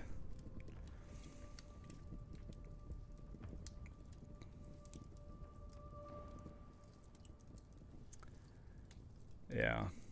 I will say, since we're already on the subject anyway, if anyone is watching this and has like similar stuff or is like, you know, has experiences or things like that, everyone's experiences are so different. So I really can't speak to like universally, but if there was one thing that I would claim is universally true, it's that, that taking care of yourself, even when it's hard, is better than most of the medicine that you can take. And it's not to say don't take medicine. Like it's there to help you. But I have been on in my life like a lot of different medications, and at some points in my life I was on several at once, and they had weird interactions, and it's always just such a frustrating experience because you're like trying to figure out a way in which you can just feel what you assume is normal.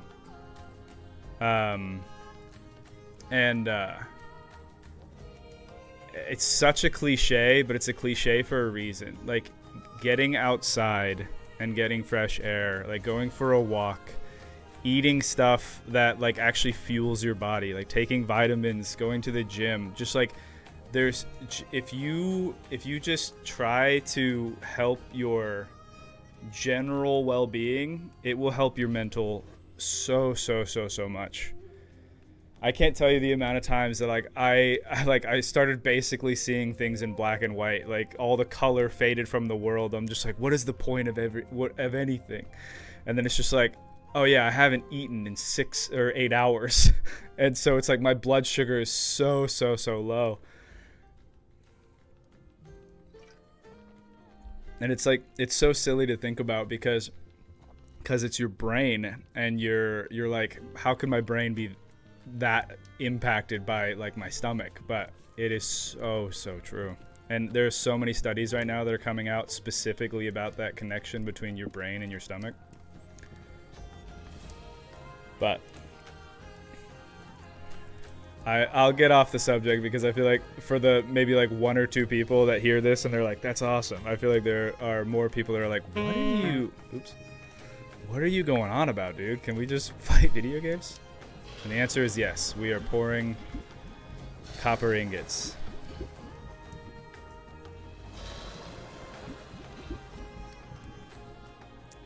The old classic. Your dad will punish you when you get home treatment. Whatever you imagine is way worse. Oh, every single time. Every single time. All right, let's keep this this charcoal. I can also make some better handles. Oh, no, I can make the proper handles now because I have a saw. Yeah. Did I already make some of those?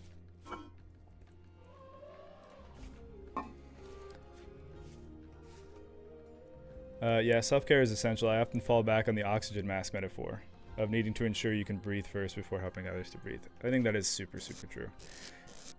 I will say, with you know, the current experience, that is so true in most circumstances. There are some times where it's like, yes, you like self-care is super important. You should always do that. Sometimes you do just kind of have to, and it sucks to hear, you got to push through it. And I am such a huge advocate for self-care, but I'm also like, I have been, man, I don't know, I guess I'm in the sharing mood today, but I've been around people who have taken the whole like, well, I can't because I'm in a place right now, I cannot possibly be there for anybody else. And it's like, I don't know, it's a hard thing because you're like, yes, take care of yourself, but you know, it's like I can't be like, I'm in a bad place right now, so sorry babe, I'm not gonna help you take care of our child, you know? Or I'm sorry that, you know, you just lost your loved one and you're really having a hard time, but I haven't eaten in 6 hours, so, you know, we're both struggling, you know? Like, I don't know. I'm trying to use like funny little nonsense things, but those are based off of actual experiences in my life, and I'm just like, everything in life is a balance, everything. You can do too much, too little, too anything, and that can make things really difficult. Oh, don't tell me I forgot to make the... I remember another... It's not like a huge deal, but it is it is a bummer. I forgot to do the saw. I didn't do the saw from my previous playthrough. So we'll be making a new saw. I guess I won't be making my better handles at this current moment. It's not a huge deal. We have ingots, so we can do that pretty quickly. Fortunately, I didn't forget to get myself the hammer, so that would have been unfortunate.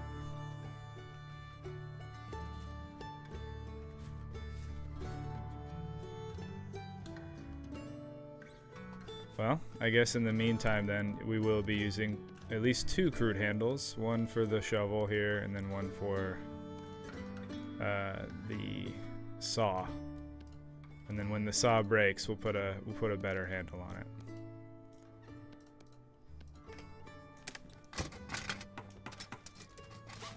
Alright, and we will use probably cattails again. Unless I can use the thatch now that we have the workbench. I don't know if that's true, but let's see. Oh, I already put it together, so I can't do it that way. Yeah. Bummer.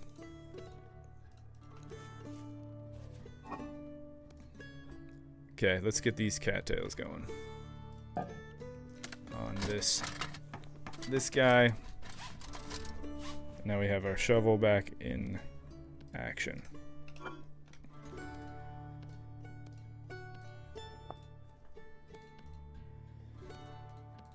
I'm debating putting the fish basket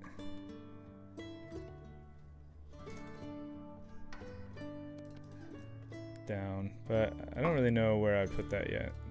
Let's toss this in here.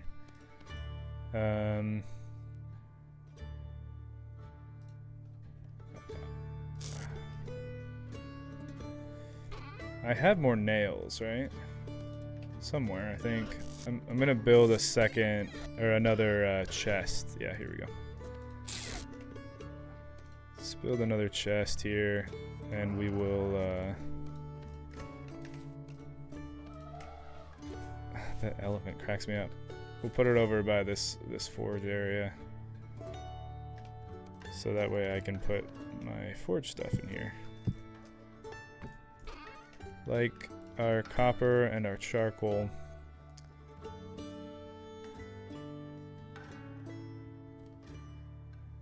Yeah, that's fine. And then what do I need to actually make a vertical rack for my these guys? Sticks and boards. We have those. We got sticks. And in here we have boards. I thought I also had, I guess I used all of them. Goodness, man, that elephant is getting old. Also, this very slow, chill song is somehow stressing me out. Okay, vertical rack.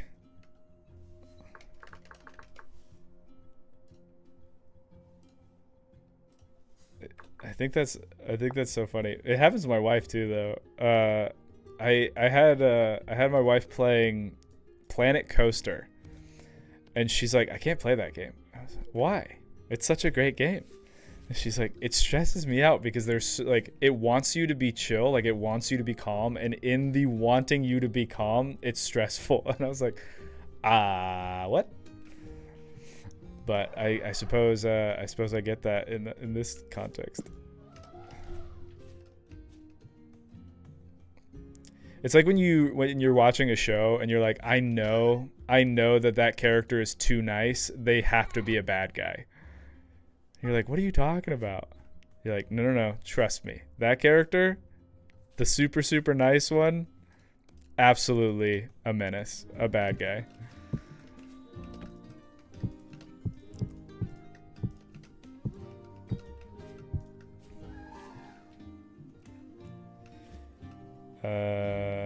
Yeah, we'll do 2 of these.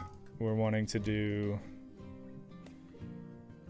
because I want to do a knife as well. So we'll do a knife and a saw.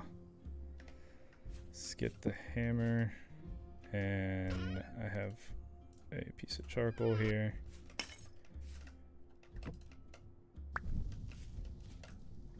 Get some smithing in. I do love smithing in this game. Is your wife a gamer? It's not always nice when you can share a hobby as a couple for. She is, but she is into like Zelda and that's mostly it. No, she's also into Animal Crossing, and we've been playing like Stardew. But yeah, I mean, she grew up as a gamer. I've been trying to get her into PC games, just because there are so many.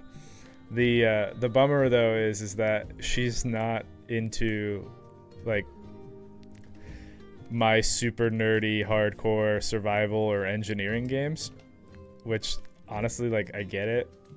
I get it.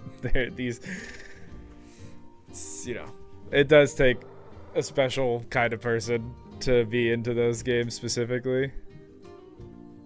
But yeah, I will say, like, I think I said this the other day, we do play Enshrouded together, and that is the best. But that's also just because Enshrouded is just such an awesome game.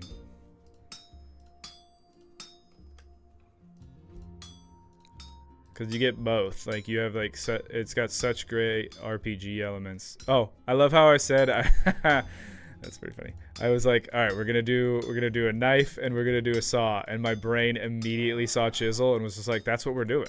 There's no that's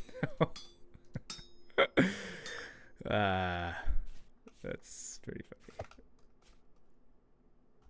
funny. Okay, all right, let's do the saw blade. And then I'll make a knife in a minute. Here, I can actually turn this. Why don't I? Yeah, rotate.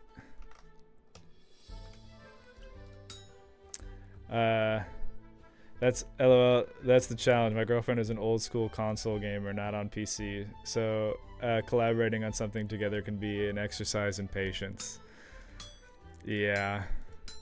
That's the other thing is I feel like for the games that I like to play, I wouldn't say that I'm the best teacher, which is why it's always funny when like me, Swift, and E-Rock play games, because like a lot of times it's like I have 100 to 500 more hours in a game than they do, and then I'm just like, guys, it's so simple. You gotta just do this super not simple thing that I know because I have hundreds of hours more than you.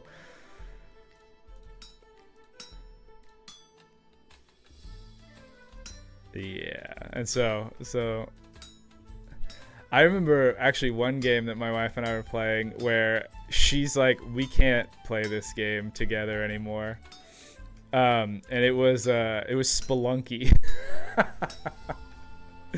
Yeah, the funny thing is like I tried so hard to hold my tongue, like I wouldn't say anything, but like I'm so bad at just hiding my emotion, and so like when she would die or something, I would just be like, yeah, no, it's all good. And she'd be like, oh my goodness, man, you gotta chill. Yeah, Spelunky, good old times. We all know the chisel is your vice. It is my vice. It absolutely is. And now we have one. I can stop anytime.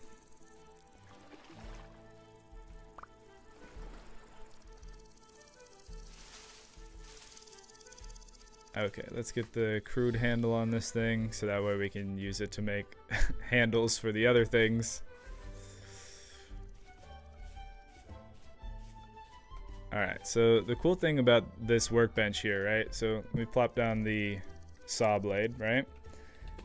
We use this crude tool handle, and then because I do want it to last a little, well, You know what? I do want to put a better handle on it. I was going to make some rope because I think rope does better as a binding, but the handle's going to break and then I can put a better one on. So we'll just do the normal cattail handle or binding. So it's not showing visually right now, but it is there. And then you just like that. And hey, look it. We got ourselves a saw. So that's how that works, the thing. And because it is a sharp object, I can use this grindstone. And I don't know if you can see that because it's like pretty small, especially if you're watching on mobile. But there's like this little health bar down at the bottom underneath the tool. And so I was able to bring up the sharpness level, which comes at the cost of durability, which I think is also being implemented in the 1.22 update. But now it should work more efficiently because it's really sharp.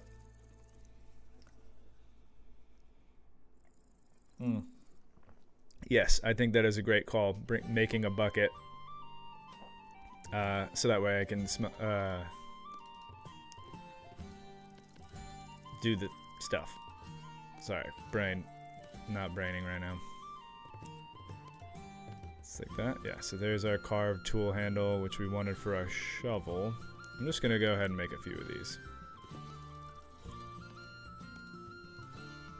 and we'll put them in here because this is where we'll likely also keep our tool heads. So I'll do that in just a minute. Throw my chisel in here so I don't get even more distracted than I already am prone to do. And then yeah, let's look at what we need for a bucket. Wooden bucket.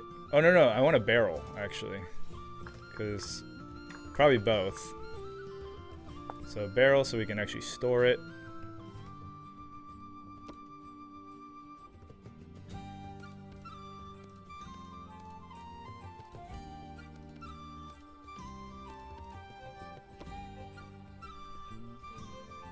Oh, I don't have the sticks.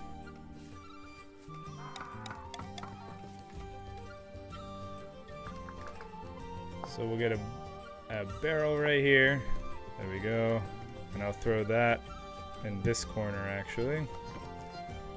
And then now we need a bucket. A wooden bucket. I need flax twine and some boards. And I think I have flax fibers. Ooh, this actually might be having me interact with a mod that I haven't tested yet. So I tried to add like a lot of like those immersion mods, and so one of them was for weaving.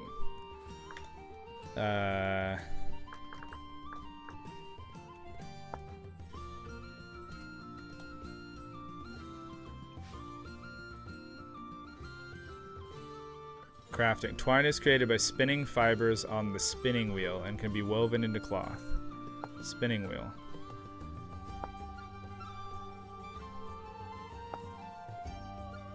Hey, look, I needed a chisel. Beautiful. Alright, so let me go get my chisel and we'll build a spinning wheel so we can spin this stuff.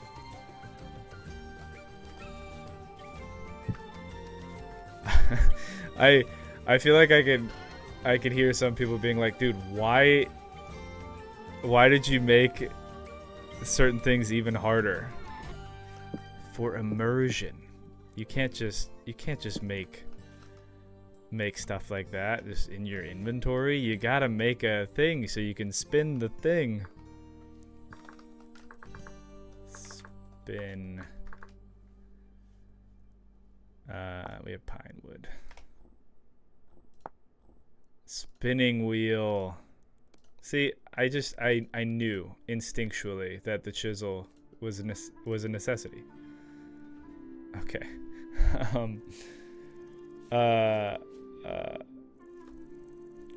Are you eager to try to crafting mechanics in the upcoming patch? Tempering and quenching stuff, for example? Yes. Oh, so excited about that. It's all coming together. Why make it harder? Because Mavin mode. Yeah, you get it. I guess it doesn't want to be placed there. I guess I'll just temporarily... Is this not... Do I not put it on the ground? Excuse me?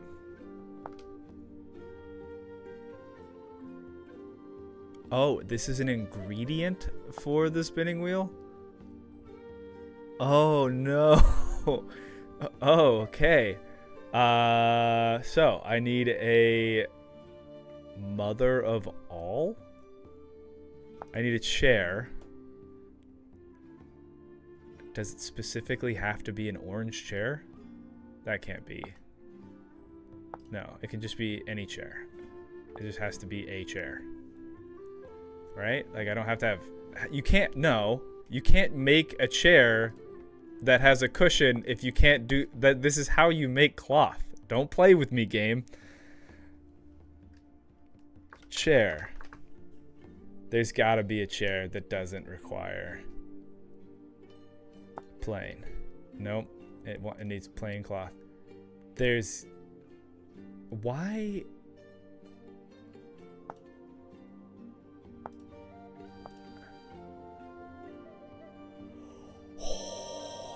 Why would they make that part of the mod? What?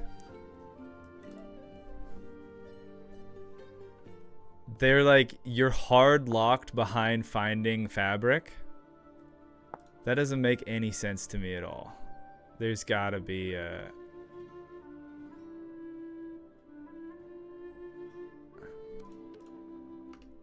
Why? Why would they do it that way?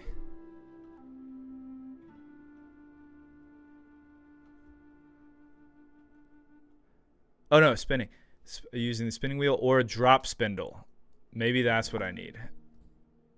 A simple handheld tool for spinning fibers. There you go. Okay, so I bet the yield... I bet the yield is different if you have a... Uh-oh.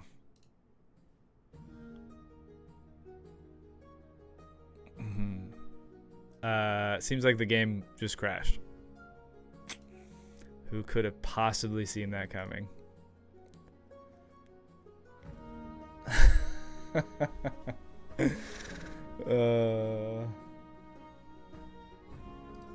Hold on.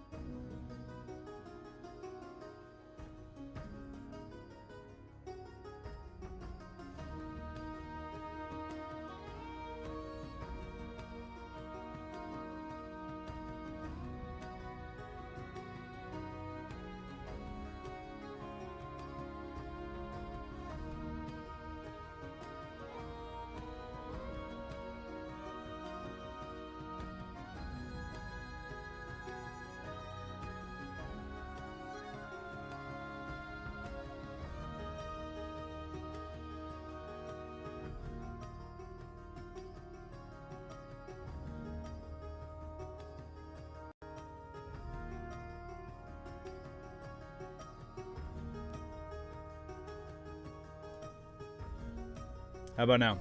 Thanks for the shout. Seems like it's working. I don't know why it does that.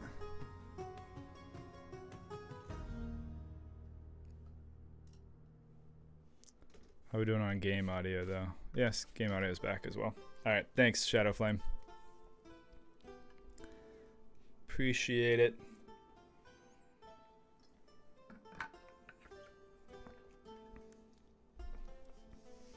Oh, so you guys probably didn't hear me complaining about my not shaking my drink, and so the all the flavor was down at the bottom, and it's a little rough. Okay, so let's hope. I'm not going to press that button again because it seems like that's what made it crash. So I need a hand spindle. A wooden drop spindle. So it's 3 sticks and a knife at the top. 4 sticks and a knife at the top. Well, great. What am I going to do with this thing that I just built? Guess you're going in the chest with...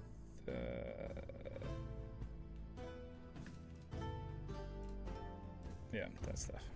Alright, so we're doing sticks and our knife here, a wooden drop spindle.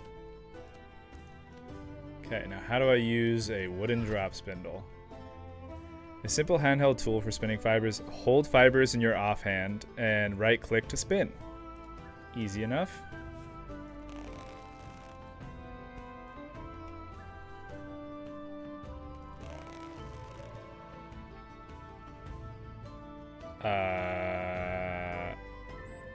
Oh no, it says ready to extract. Okay. So sneak, right click.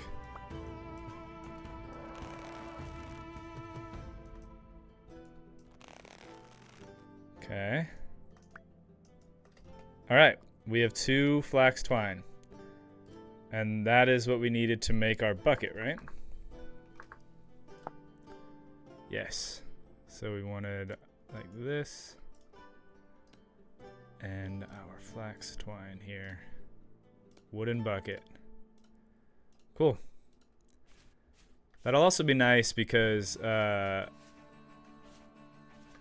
it carries more water than the clay jugs. So once I fill up the barrel with water, we're just gonna leave that where it is. Oh, I forgot the... I mean, it makes sense. But I forgot that the hydrate or dihydrate mod makes it so if you're carrying a certain amount of water, it slows you down. And it's like an encumbrance thing. So, which frankly makes sense. If you're trying to carry a lot of water, you're going to be slow. Oh no, the crash took away my barrel. And me putting stuff in here. I think it also took away my handles. It reset us a little ways. It didn't... No, we still have our copper saw. This is great because it's not like I already have a hard time remembering what we're doing at any given time. Now I have to go back. Alright, we wanted a... barrel.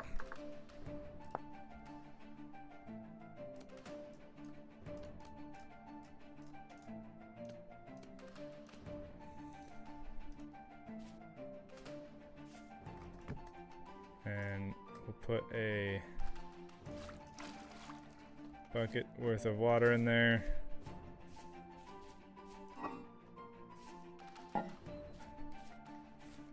I just quickly need to make some food before I start taking damage.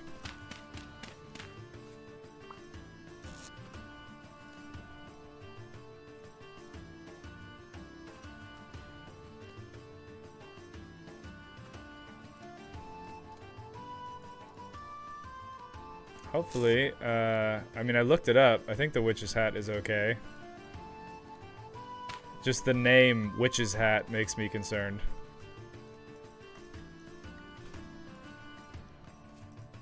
Oh, no, that's not what I wanted. I wanted to pick up this pot. Those short dwarven legs.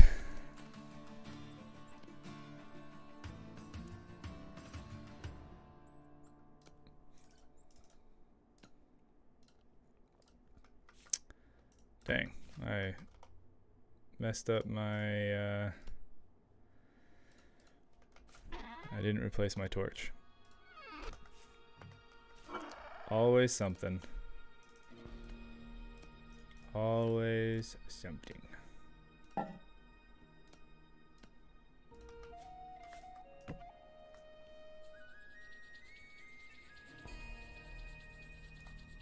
Happy to see you playing another of my favorite games, Mavin. Oh, thanks, Cheesemaker. Yeah, it's this game is awesome. I really do enjoy it a lot. Oh, I needed that torch to light this fire.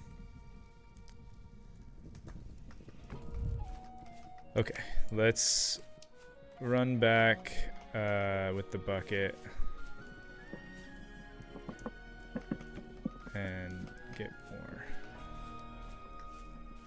more water. Vintage Story ruined Minecraft for me. I'm sure you can see why. I can. Yeah. It's just like we've definitely talked about it before, but it's just something about the fact that in a lot of other games, actually I'd say most other games, the things that you put like in your base, there's like 2 or 3 things that are like actually functional, and then a lot of it is just clutter, like just stuff that you throw around to try to make it look like something else. Like there is more stuff. In Vintage Story, there's so many things to like do and so many parts to every system that like when you look at this base, none of this is superfluous. That, I mean, that's a mod, but that butchering table is specifically where I can take animal carcasses and get the meat from it. That pack of firewood, that's actually firewood stacked up for later use. Same with the sticks. This is where I boil my water. That's where I hook creatures. This is storage. That's a charcoal pit, right? It's like everything that you look at on screen. None of this is strictly decorative.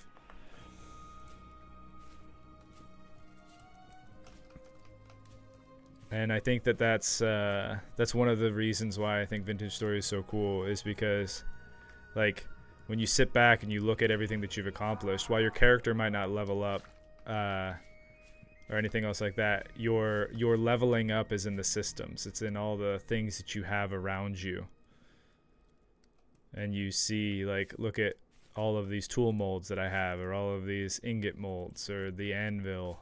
When you get a windmill and a helve hammer. 100% agree. I like the sense of attachment you get to the work you put in. Like an iron pickaxe is a hell of involved, and it's your tool. I made this, you know? Absolutely. I 100% agree. That's actually why I like the toolsmith mod too, is because it takes that even a step further to say, like, you know, if you want to have a like look at all the different handles, right?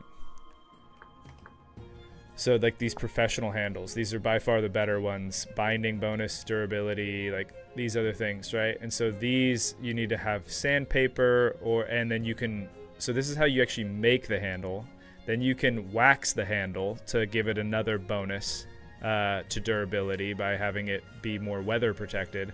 And then you can actually put a grip on the handle, which also changes it visually. Like if you put yellow cloth on this tool handle, it'll actually be wrapped in yellow cloth. And then whatever you bind the tool with also changes it visually. So like if you do binding with sturdy leather, like you'll see the axe head attached to the handle, kind of like this axe right here, right? So this is a birch handle that's a dry sinew from the butchering mod, and then the copper axe. And so, you know, later on I'll have even better looking models of these tools, because I'll have a professional handle, I'll have better bindings, stuff like that. So yeah, I get it. I see the vision. All right, let's eat some good food. Yeah.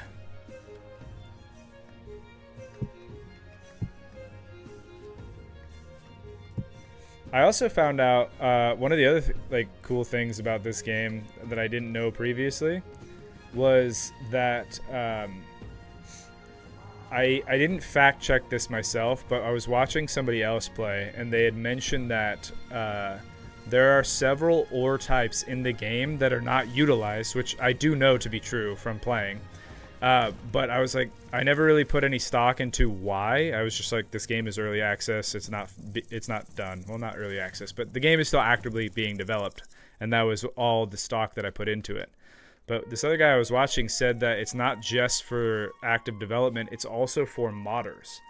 So this game, from this other person I was listening to, goes into this with modders in mind, saying like, instead of a modder adding a modded ore and like whole thing to the game to be able to use it, you have these ores that are currently not utilized that you can just, like, any modder can just pick up and be like, this is what my stuff is made out of. And I think that is really neat. So there's so much that the already there that the community can do with this. I probably don't need to fill this up all the way, but I'm going to. There's an RPG mod I found not long ago that adds leveling to basic things like farming and trapping, adds a simple layer on top of the grind, giving the sense of leveling and accomplishment and goal. It's called X skills, but it might not be patched yet. Yeah, I was looking into X skills, and I definitely am interested in it. I too find that is like a cool little underlying layer. Right now, I am using a leveling mod. I forget the name of it, but it's not quite as active as X skills, because X skills has like so much, and like a talent tree and like perks and stuff like that, and also custom menus and visuals, which is super rad. Like I said, I don't remember the one that I have, but it gives you just like passive bonuses to certain things. Although right now we have a pretty big debuff on our walking speed because of the bucket of water, because we're carrying too much water. Oh, I bet it's even upset with me because I have this other 2 liters of water. Maybe I should drink that, and that way I can boost us at least a little bit. Yeah, it gave us 15% walk speed back. One of the most important distinctions are that Vintage Story gameplay deepens while Minecraft's gameplay just gets more bloated with each update. Yeah, I mean, I haven't really been that interested in Minecraft for a while. Like, it definitely was my go-to game when I was a kid. I played I probably have more hours in Minecraft than most other games. I'm trying to think, like, the only games that might now rival it would probably be Space Engineers, or this is gonna tell you a little bit about myself, but Ark Survival Evolved I also have just a ridiculous amount of hours in. I don't play it anymore, but there was a time where I no-lifed Ark for a while. Okay, our barrel is full. I do need to get one more set of water, so that way we can... Oh, you know what?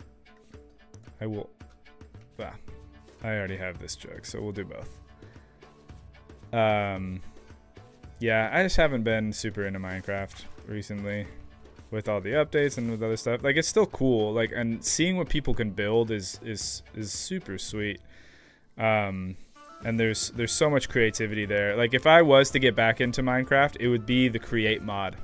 Every time I've seen stuff with the create mod, or set of mods, I guess, it like blows my mind. I'm like, okay, all right, that does seem reason enough to get back into it.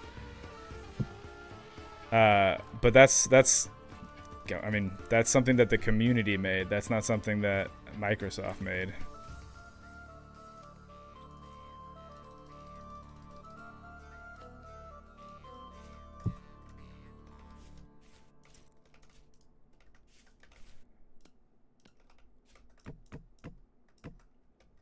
I probably don't need 4.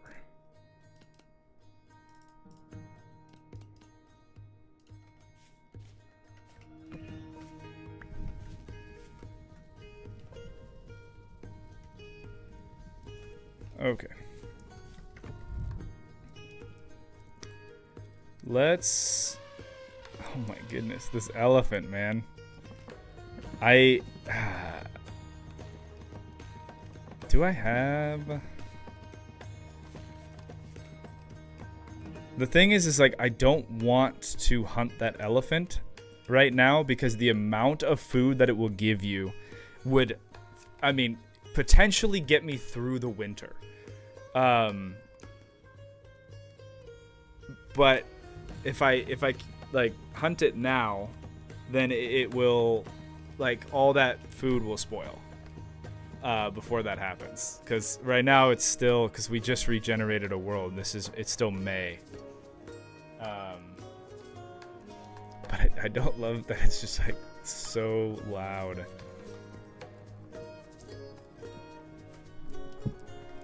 Maybe I'll like make a pen for it somewhere out of earshot of the base. Okay. I think it is time to... I want to build another chest, and I think I will replace my little makeshift cooler here. Underground. Alright, I'm actually going to take this opportunity to go use the restroom really fast, refill my water bottle, and then when I get back, we'll sleep through the night, and we will start maybe planning out some next steps, most likely with regards to building a not dirt shack, because we have all the tools necessary now, specifically the chisel, to start getting into more than just your super basic starter. Super basic as in, you know, this nice this nice dirt hut. Anyway, I'm gonna go use the restroom. I'll be back in a sec.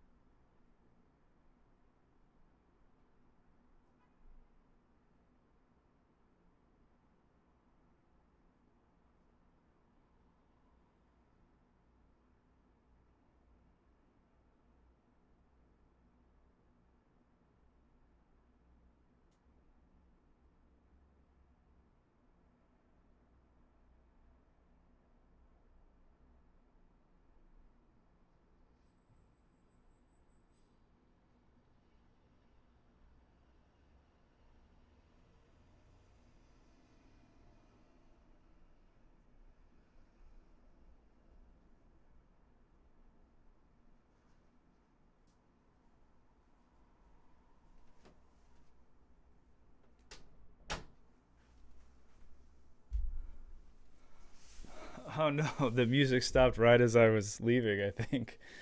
This is unfortunate timing.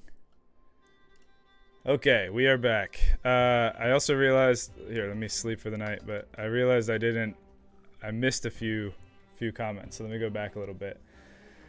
Cheesemaker asks, are you streaming on a schedule or just as the wind blows? I'm trying to get better at a schedule, but I feel like every time I try to do a schedule, something happens in the week that changes it. For example, last little while, I was trying to do Mondays and Thursdays. This week, I have family coming in town. They were supposed to come in town previously, but, you know, people got sick, so they rescheduled. So now this Thursday I'm not going to stream, so I'll probably stream tomorrow as a backup. But then, yes, my goal, my hope is to do Mondays and Thursdays. And the occasional Tuesday, I guess. Smoked elephant meat, delicious. Delicious. Kind of missed it. What prompted the world regen? The world first gen didn't work. It broke really bad. I went exploring around the area and like half the world was unloaded chunks. And so I would have to manually go into creative mode and do like an admin command to regen sections. And even if I did that, like I would have to do that a ton of different times. And so the amount of work that it would be to repair that would be crazy, and there would be all sorts of chunk issues. Oh no, Mavin got his chisel. What do you mean, oh no? Oh yes. It's over. The chisel curse is uncurable. Flop. Hello, Mavin. Happy to catch the stream. Hey, Flop. What's going on? Yeah, the chisel curse is uncurable. I will say, is the elephant just right outside my door here? Okay. I will say, I will try, no promises, but I will try to keep the chiseling on stream to a minimum. I realize that it might not be the most exciting experience for people. So maybe I'll have my more exploration and fighting focused stuff on stream, and building, I think, generally, like laying stuff out. But I can keep the tedious chiseling to myself. Okay. With that being said, let me toss some stuff back in here. We have food for the day. We have water. So we're going to get going and start scouting out a place where we can build a more permanent base. Not that this base isn't nice. It's definitely suited us well. But I think that we can find better.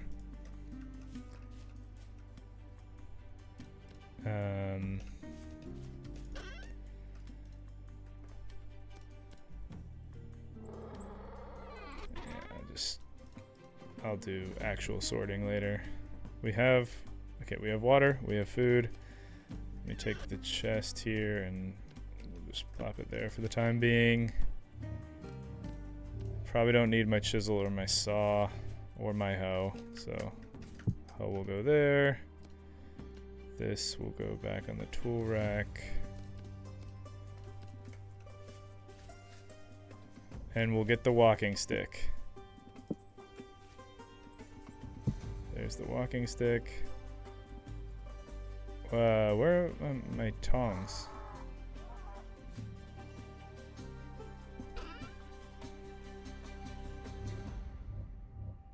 Don't know where my tongs are, but that's alright. We can always make more. So that's, as this new song pops on, let's go searching for a spot. This lake was nice, but I mean, we're playing a dwarf. I gotta go check out this mountain, and I have to imagine this river with this mountain, or this mountain beside it. So yeah, let me just put this little dot here so I know where I want to go. And we'll pin it so we can see it on our mini map, and we'll go in that direction. Get some nice adventure music. Go scouting some stuff out. Ooh, let's get some berries as we go. Berries are good for both food and water, so really helpful. Mavin Community Vintage Story server when? Ooh, that is a great question. Because I mean, I've been saying I want to do a vintage story thing. Is that a moose? We got a moose too. And a bear.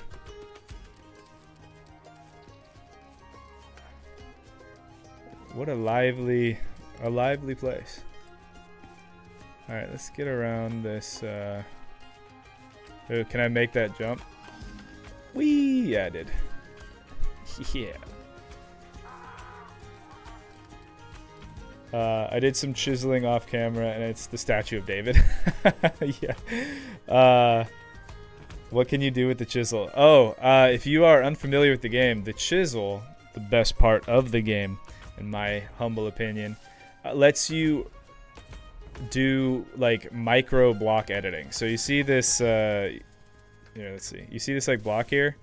I don't have. I left the chisel behind me, so I can't actually show you. But you can do like pixel level detailing on it. So you can, I think that the largest or I guess the smallest the grid goes is 32 by 32. So it's not quite like one little pixel of this texture, but it's more like, I think these four. And you can adjust the block to be any shape within that like 64 by 64 thing. It is so cool. So you can really make epic builds with that, because when you walk into a building, like you can have, I mean, you could just quickly Google like stuff that people have chiseled. Like we're talking floors and fountains and custom doors and castles. And the cool thing too is that it even affects the collision physics as well. So you can actually make like tiny little slits in a wall using chiseling, and you can shoot arrows through it. So you can make actual defenses like castles used to have. And if you're on like a server or something, that would actually work out. So very cool. Yeah, Anon said it. Micro block decoration that can get ridiculously complex. Not only can you do complex shapes, but you can also mix and match textures as well. So if you want to have like, say like a stone block, but then you want to have a wood like overlay, or almost like if you want to like do like a little support, right, where you want to make it look like there's wood inlaid into a stone building, you can do that. You can mix textures like that. Also, are we looking at this mountain here? Are you kidding me?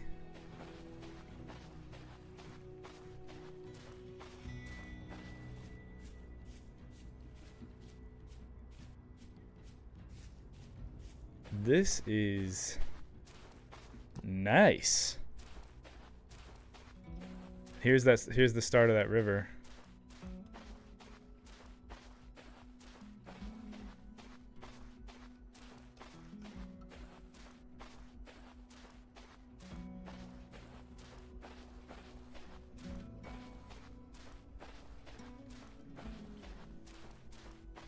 I feel like this song is perfect for this. Hold on, let me turn it up a little bit. Oh yeah. The Lonely Mountain.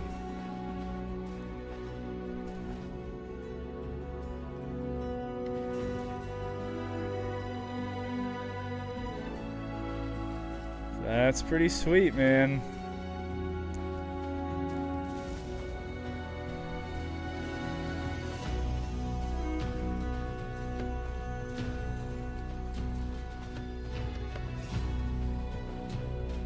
Here, I'm gonna swap to the oh, is that a, I don't know if that's a dangerous animal here, but let's do like a, okay. Ooh, that's a nice mountain over there too. I saw a snow-covered mountain that I wanna take a look at as well.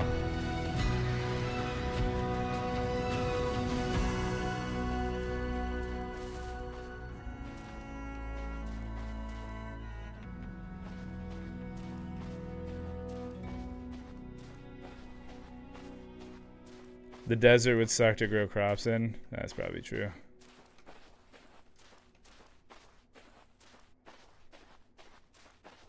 I mean, we are close to a river, though. Alright, and I'll turn the music down again. This was kind of fun for that moment.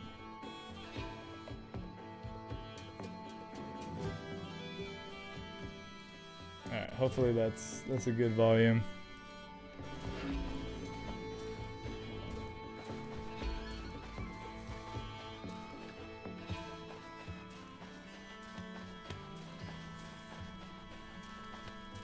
Do you have realistic climate zones turned on? I think that's...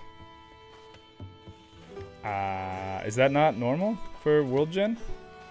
Because I know like how close you are to the equator. Like the game has an equator, and it has like, you know, 100,000 blocks north is the North Pole, 100,000 blocks south is the South Pole. And then, you know, depending on how far south and stuff, like closer to the equator, you get much more... tropical stuff. Look at all them butterflies. This is a very cool river. I like this a lot. Oh, this is up there. That's the snow-covered mountain.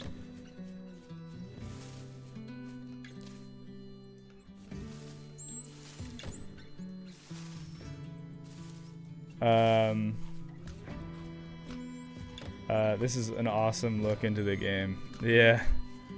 Rip whatever animal made the landslide and fell in the river. Yeah, some weird like cat thing. I don't know. Ooh, there's like a ruin over there. I might be, I should probably gather some grass here. So if our journey ends up taking us into the night, I can just try to sleep somewhere.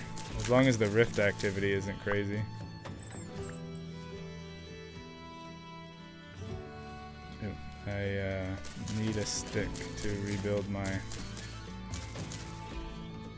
There we go. Rebuild my knife.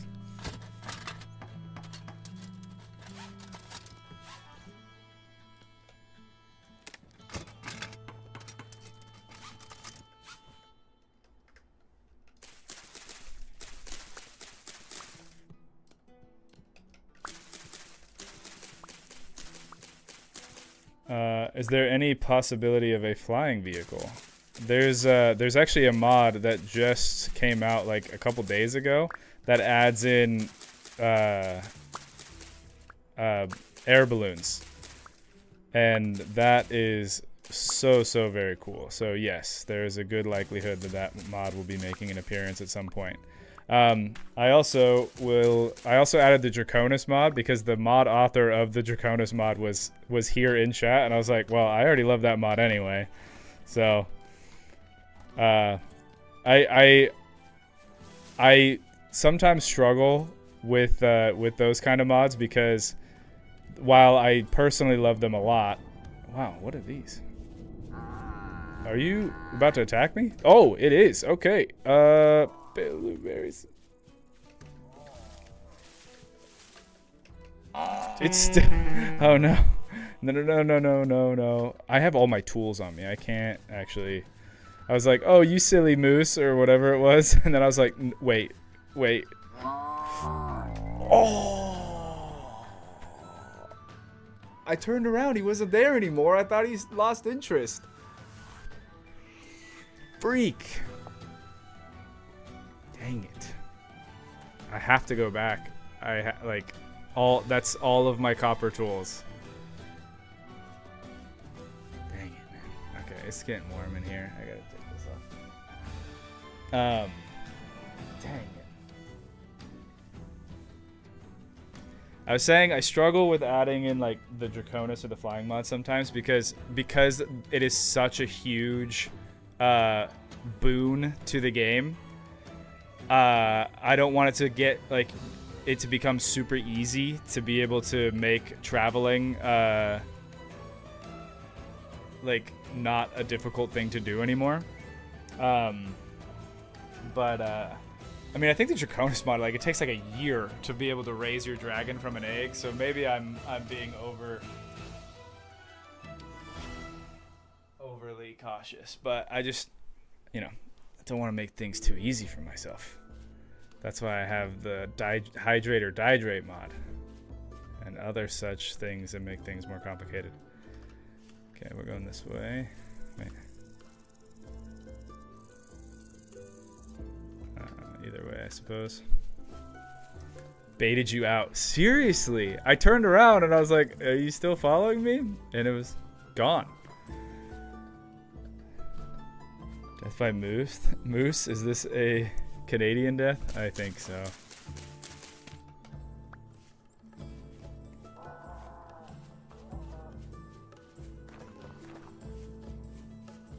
Well, the good news is that now I know that that's a hunting zone.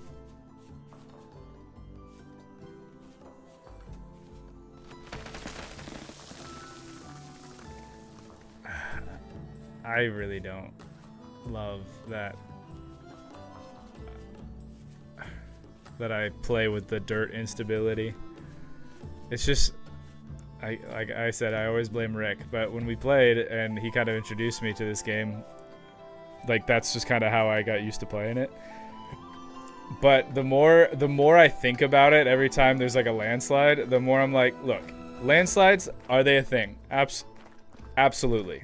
Very real thing. Happens a lot. The fact that every piece of dirt on this thing, if not supported by another singular piece of dirt, will cause like huge falling. Like this entire mountain, if you walked across the top right there, all of that dirt would just fall.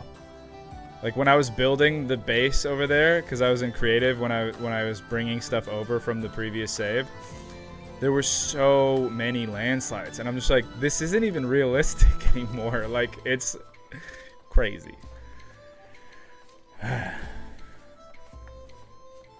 But all my friends do it, and so I can't beat not as hardcore as my friends.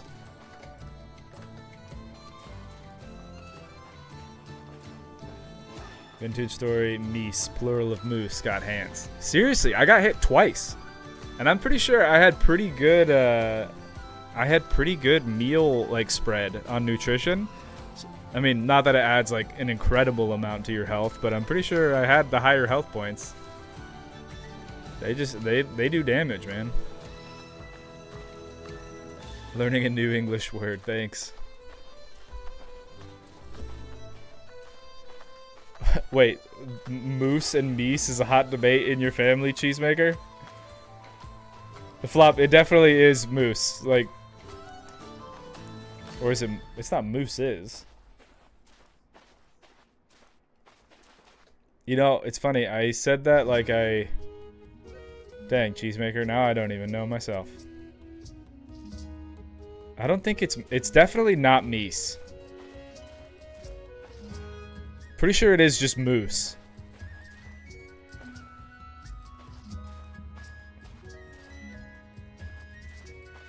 Now I'm second guessing everything I know.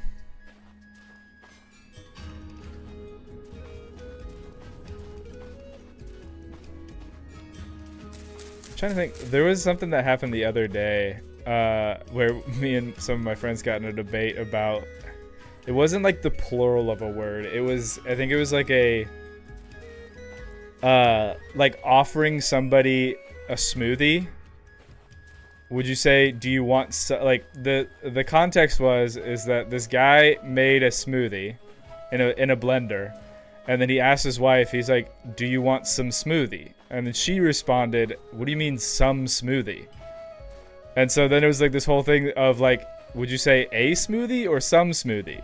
Because it's like some implies part of a whole, right? So would you like some of the smoothie that I made, right? I don't even know why it was a hot debate. I personally feel like saying, would you like some smoothie, and pointing at your blender full of smoothie. But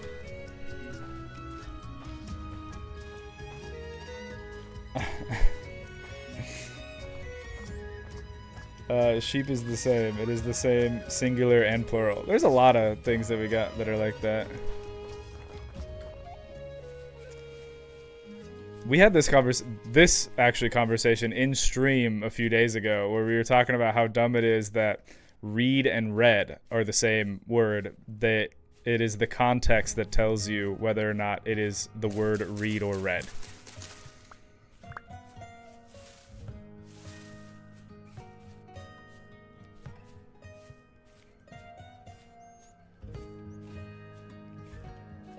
Zorellis is pulling our leg. I know a shoop when I see one. Absolutely.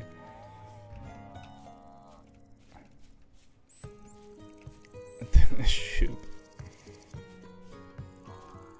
Speaking of, so it's funny, that moose I don't think was the one that attacked me. It's these guys.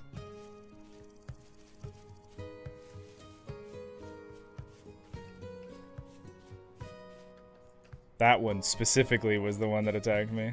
Oh, now you're running away? What changed? Oh, all my baskets are down there. That is unfortunate.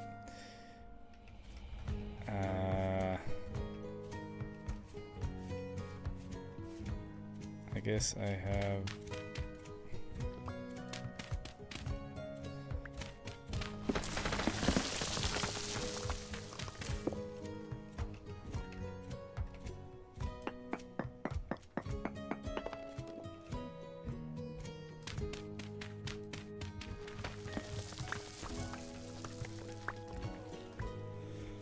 Okay. Alright, we got our stuff back. So that is a good thing. Let's just do an inventory check here. So we got our spear, we got our pickaxe, we got our axe, our knife, and our shovel. And our walking stick. We got our water and our food. Yeah, we're good. Okay, so now we can get back to the task at hand, which was, let's look at some cool stuff. However, I want to get back up on top of the ridge.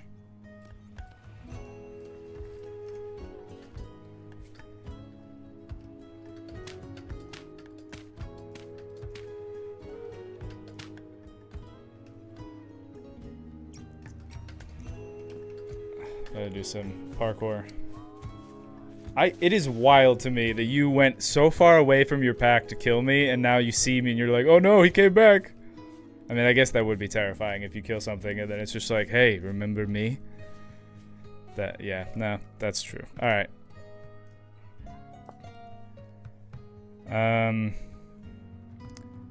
Okay, so here's I thought I could get like a glimpse of the snow-covered mountain. I guess I can here a little bit.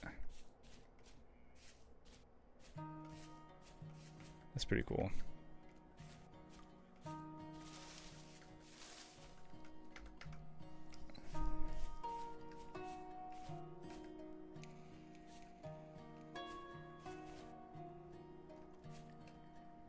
Oop, you know, immediately no. And you want to know why? And I'm still so bad at remembering this, but I have temporal instability, so building here is a no-go. So, but I will grab some of this peat, because our peat stores are running low at the base.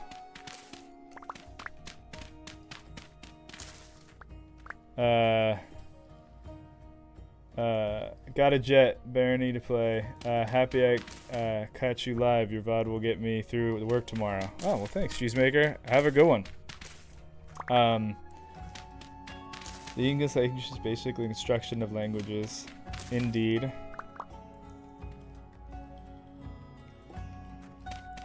I already saw the whole cliff breaking down. Got a jet.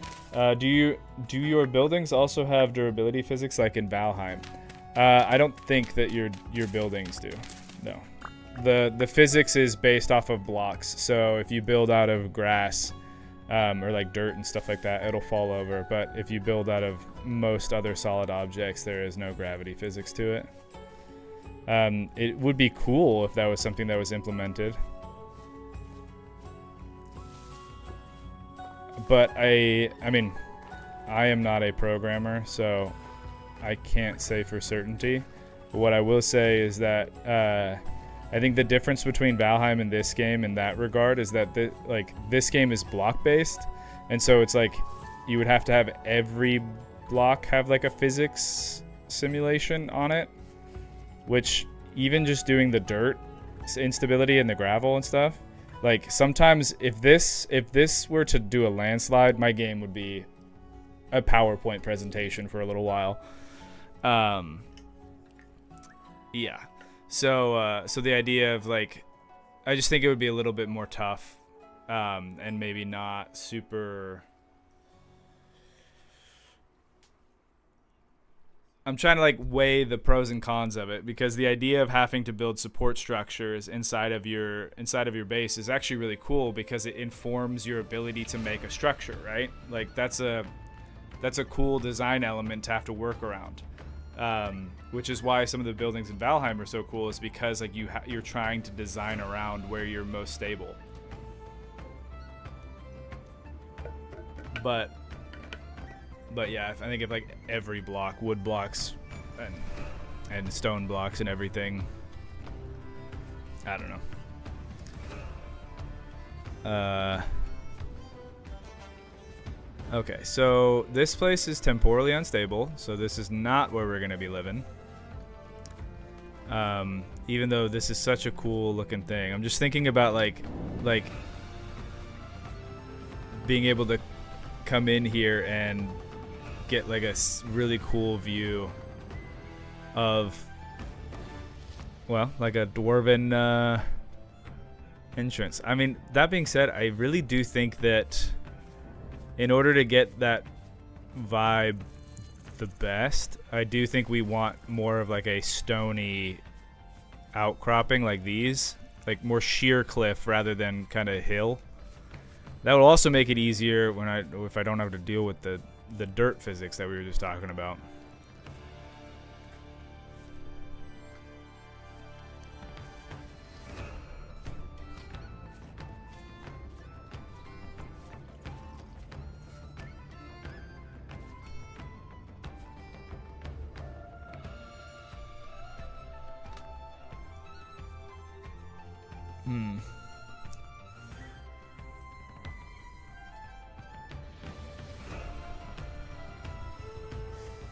Why don't...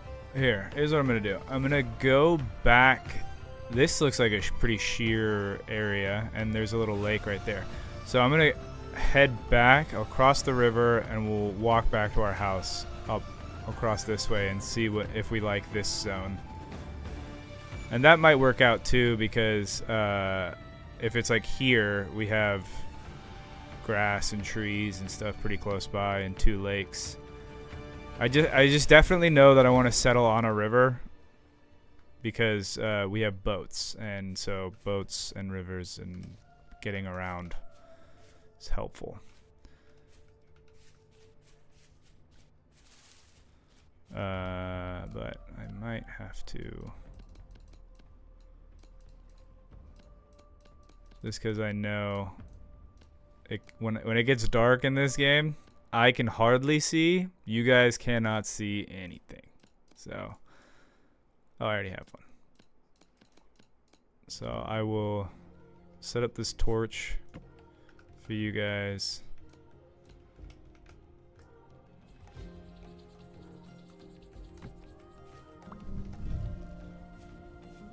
Oh, you know what? I'm about to cross the river, so I'm going to put the torch in the inventory.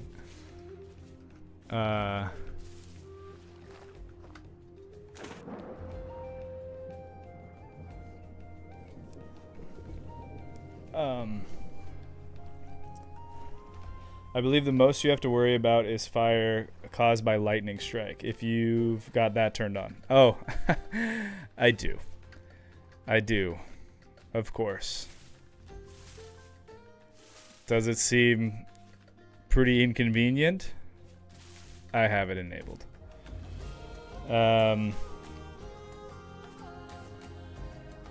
It's always possible to shove a temporal gear into your forearm. What is that?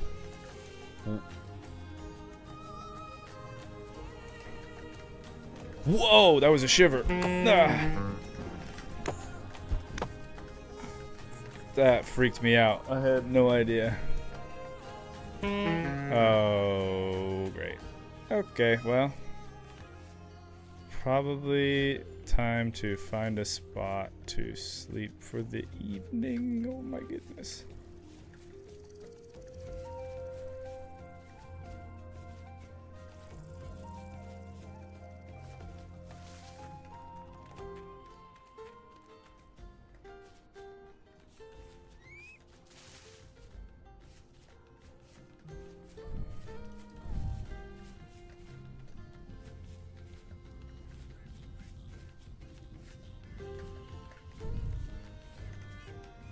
Okay, so I guess that area, the rift activity was higher. It's low again, so we can kind of chill out. Hey, look, chickens.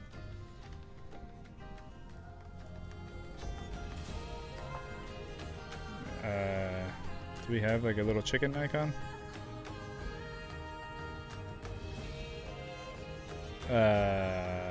Doesn't look like it. Well, what are chickens if not the fish of the ground?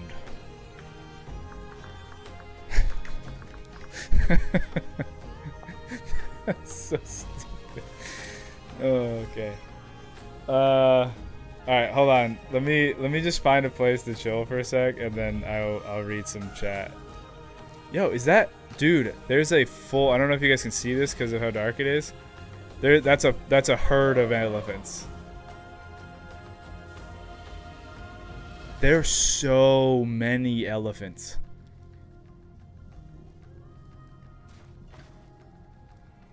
Oh my goodness. Dude, we could breed elephants. I know that the mod, like, the mod says that you can, if you get to generation 10, you could equip them with a saddle and ride them. I don't think that's working right now, but breeding elephants, like, you want to talk about a, it's going to sound rough, but you want to talk about, like, a really good animal for, like, keeping a good amount of food around. That'd be nuts. And then maybe when that mod updates, the elephant, like, you can ride the elephants. That'd be cool. So cool. Dwarves riding elephants. Okay, let me just make a little, like, makeshift. It's pretty low rift activity here. I might just sleep out amongst the stars. Let's just do that, so that way I don't have to waste time building an actual base, and then people can see. Look.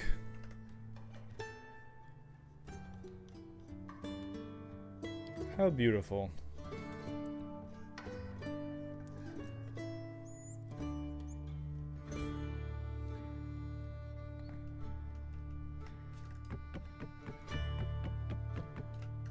Okay.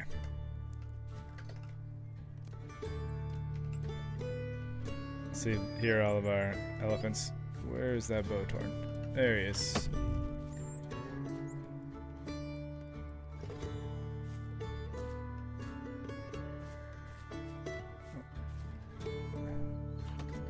This is a pretty cool region too. Whoa.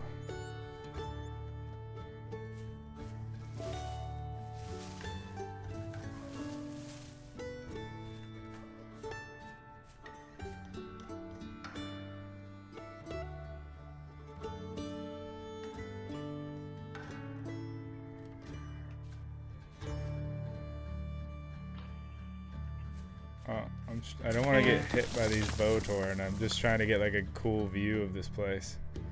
Cause I'm gonna be honest. One of the things that I'm thinking about is doing like a bridge.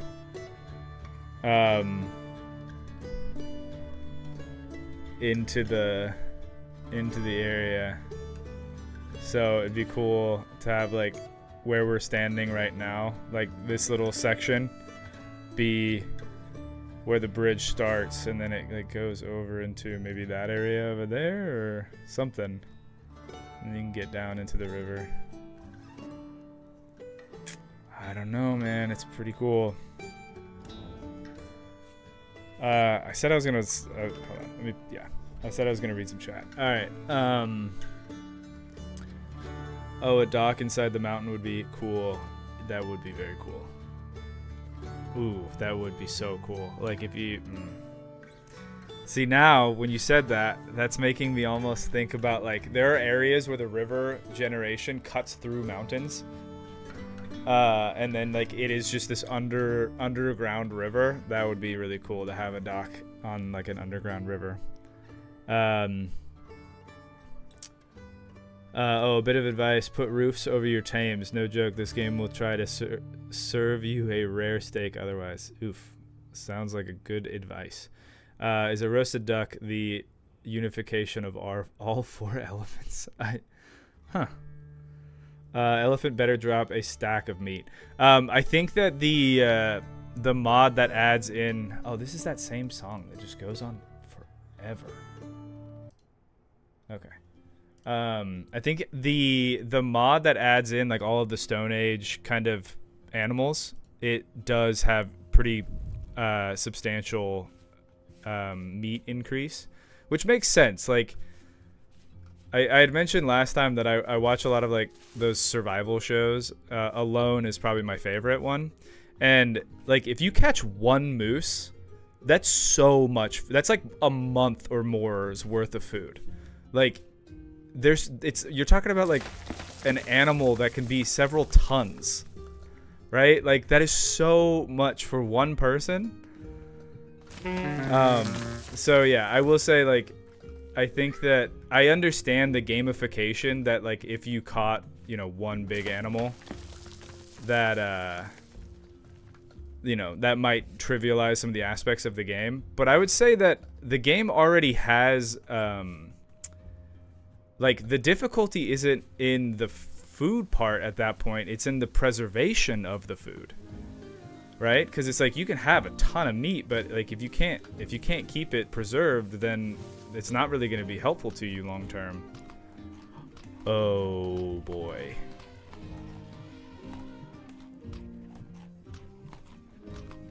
So, okay, we need to pause. So, remember what I was saying earlier about sometimes, like with the flying mods and things, I worry about the game being too easy because you trivialize travel. I just found a dragon egg.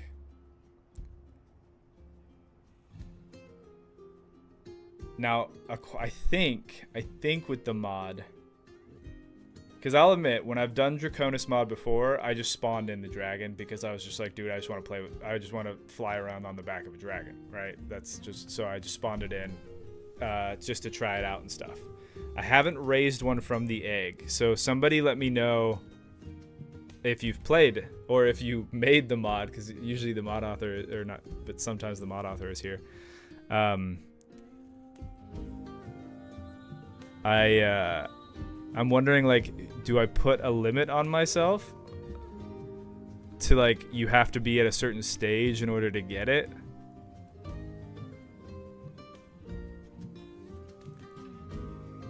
I'm pretty sure the spawn rate of these is pretty low, so the fact that we just stumbled across it is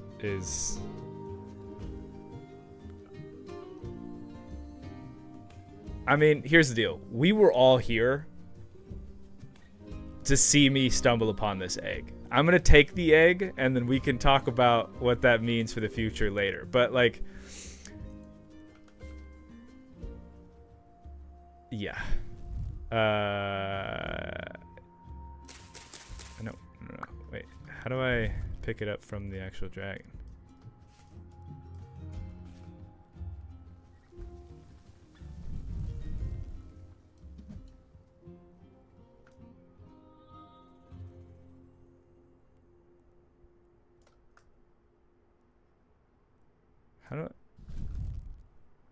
How do I get it from the dragon?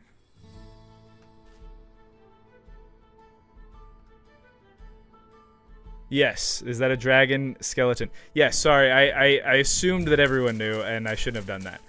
Yeah, so in the Draconis mod, you don't just get dragons.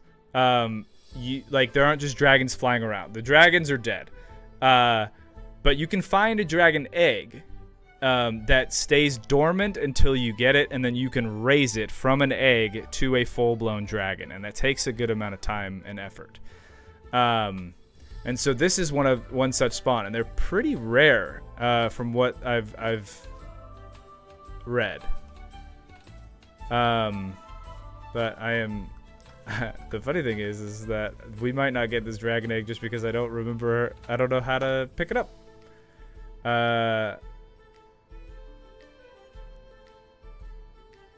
Yeah. How do you?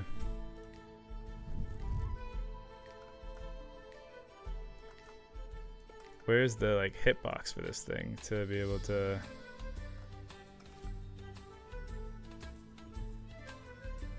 Honestly, I'd mark and come back later. Can you craft special gear from it? I don't think you can craft like gear for yourself. It's more like you craft saddles, and like you can ride on the back of this dragon. So like you get saddlebags, just like tons of like cool stuff. I mean, they have pretty like sizable inventories to be able to travel with. And they have a pretty good amount of health too. All right, yeah, I'm just gonna do what was suggested and mark it, and we'll come back.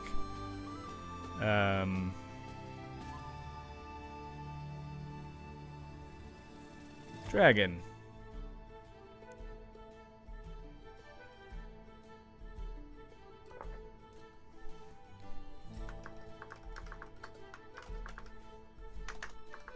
Dragon egg.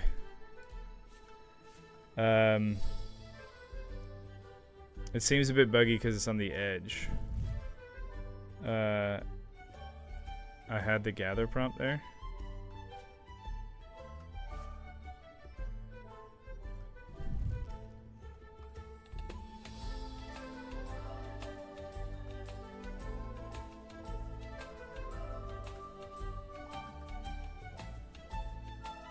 No, that's grass.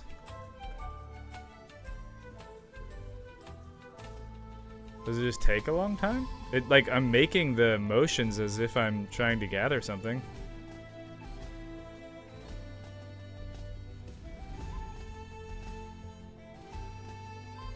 I don't know. Well, I'll come back later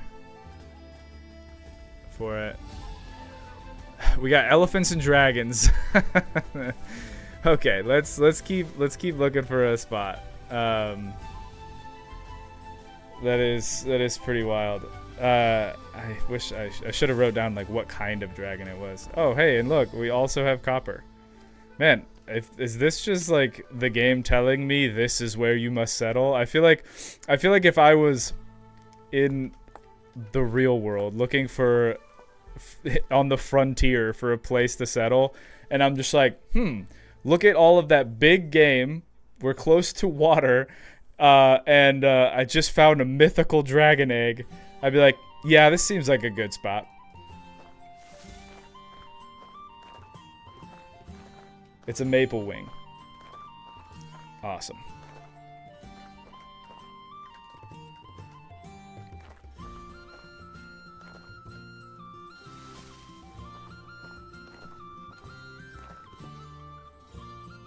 Ooh, we got a sandstorm here.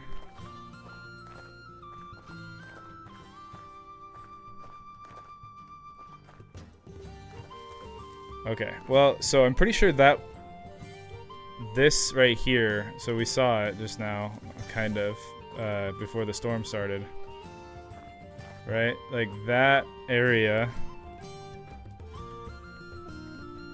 here is where I was kind of looking earlier, and I'm actually not quite that impressed with this.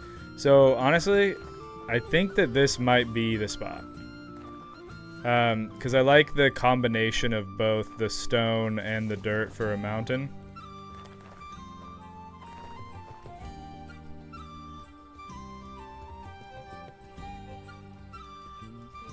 It's close enough to the base that transferring what limited stuff I currently have wouldn't be like too terrible.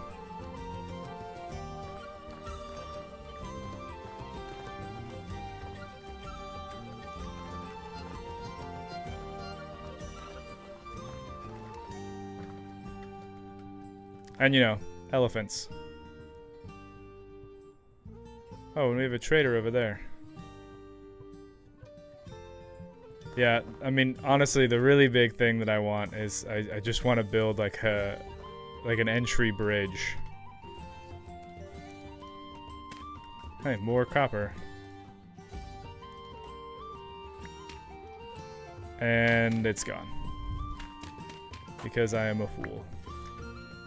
But I can come back for the other stuff later. Yeah, man. Actually, are we...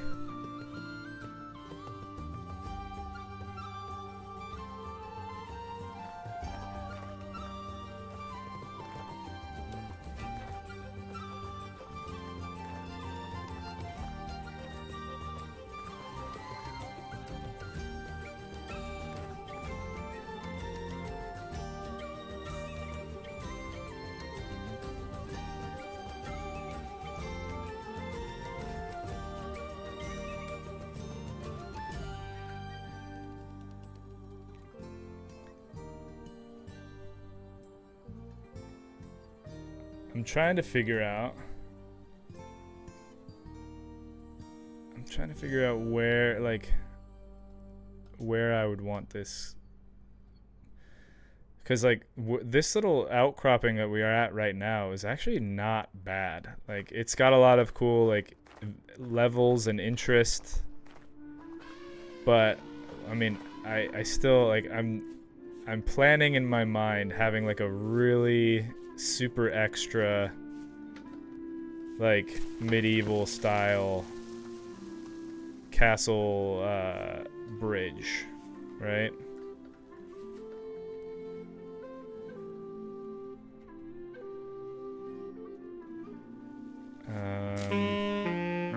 Ouch.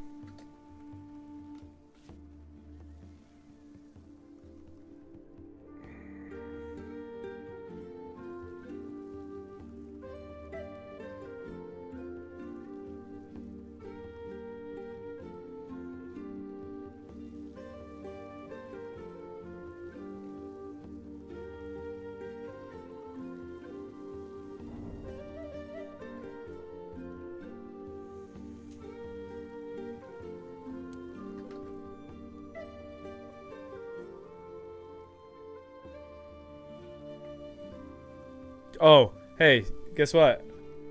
I don't know if you guys can see that over there, but that entire... we might have... the game might crash, actually. We'll see. All of those dirt blocks are trying to load them falling down this cliff face. So I'm just gonna walk away from that. What is the goofy trumpet sound? The goofy trumpet sound is my character taking damage.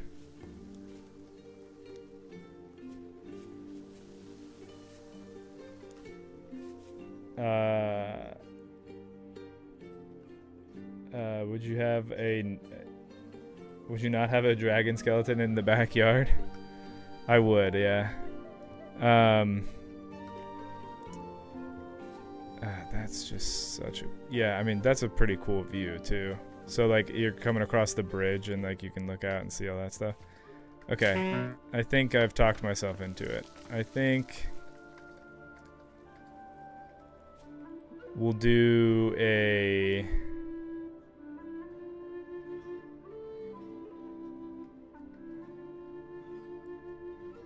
Yeah. Okay. All right. Sorry, I keep like talking in my head and not out loud, and this is a stream. So, I think this is gonna have to happen in phases, because I do not have the kind of building equipment right now to be able to make like a huge bridge and then like start doing like castle level stuff, right? So we're not going keep first. We're gonna obviously make like a little place that we can live in before we get to that point. And I think that the way that that's gonna work is we will build our base on this plateau over here in this zone. Maybe even like kind of building off of this so it kind of overlooks, because this is a really nice view to just like step out of your house and look at. Pretty cool. So we'll kind of like fill in some stuff in here. This is where we'll build our smithy and our house, and try to have a couple different buildings for the different like processes in the game. And this will kind of be like our village outside of the keep. And then when I get to the building materials that I have enough of, I'll start building towards that mountain, and we'll build like a really cool keep and bridge. Gotta go. See you later. See ya. Thanks for stopping by. Okay, with that in mind then, I'm gonna put a little marker here and say this is gonna be our new home. And I think the best course of action would be to I probably need to go put together my tools, because I'm gonna need a better shovel for this.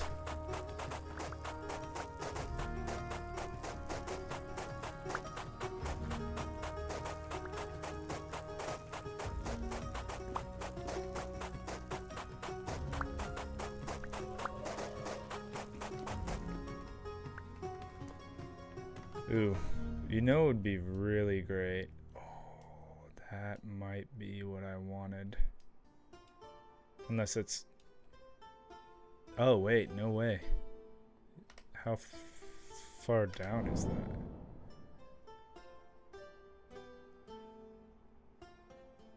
I mean, we can make wells, actually. I shouldn't be. I was thinking about, like, an aqueduct, like, from a water source up high. Actually, I don't know if you guys can see it. I can't really zoom in with my character. There's a waterfall.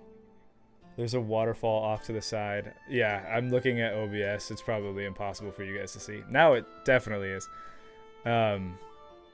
Ooh, we could definitely do some aqueduct stuff with the keep.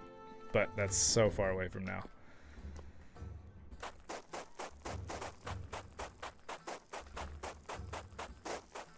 Yeah. There's a little pond right here. So for the time being, we can get water from that spot, which is nice.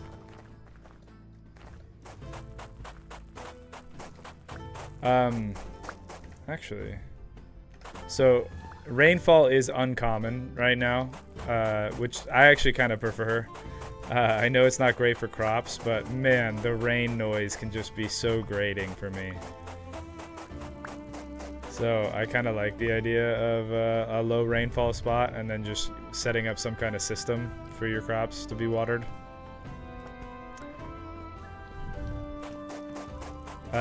But with the hydrate or dihydrate mod, I'm actually pretty sure that, you know, if it does rain, when that does happen, you can have it, it'll like fill up barrels and other things like that. Plus the well. Oh, guys, it's a temporally unstable zone.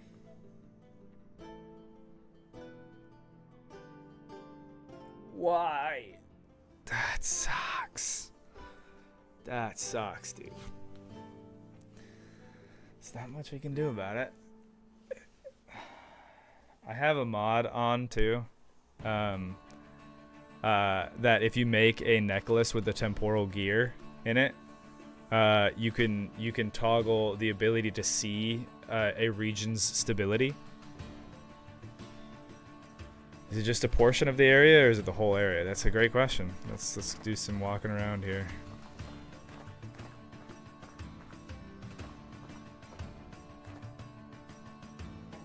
This is still unstable. Yeah, still unstable.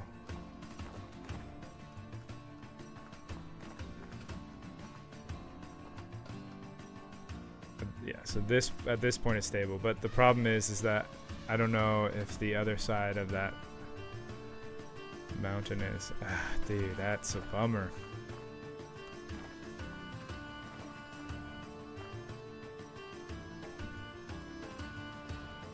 Let's go see what kind of trader that is, actually. Maybe we'll just set up on the other side, and we'll be close to that trader.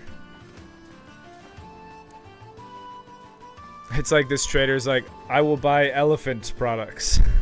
I'll buy elephant hides. You just gotta go across the river and get them.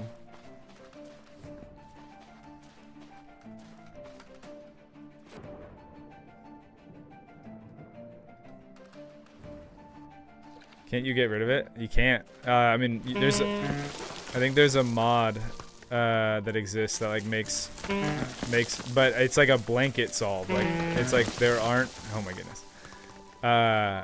It removes all temporally unstable regions from the entire surface map.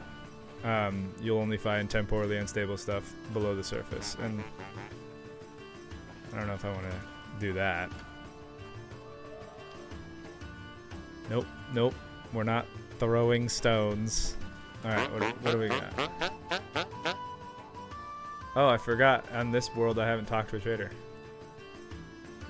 Better left unsaid. Got anything to trade? You are a luxury goods merchant. Ooh, that is a crazy spear. Not in so much... It's just super ornate. Oh, and that... That's very cool. Gold grapes. Actually, I could probably find some grapes.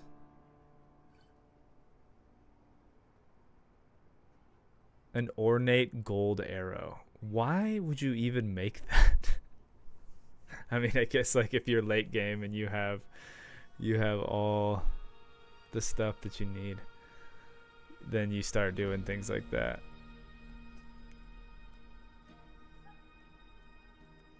Red glass, brown glass. That's kind of fun.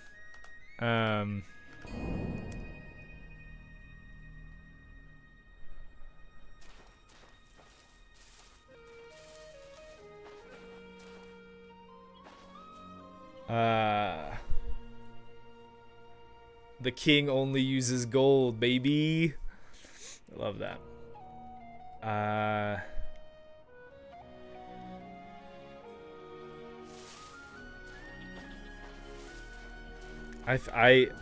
I'm so indecisive about where like the base is. So the fact that I found a spot and then I was, yeah, it's still temporally unstable across here. Why? Look at how cool this area is. I mean, we've been looking at it, but like, that's just, it's just so nice. We got like a ruin here, just all this like mountain range. And it's all unstable. That is such a bummer. I guess, okay, we're back in stable zone. Oh, are those pumas? Oh, no. I think it saw me. It definitely saw me.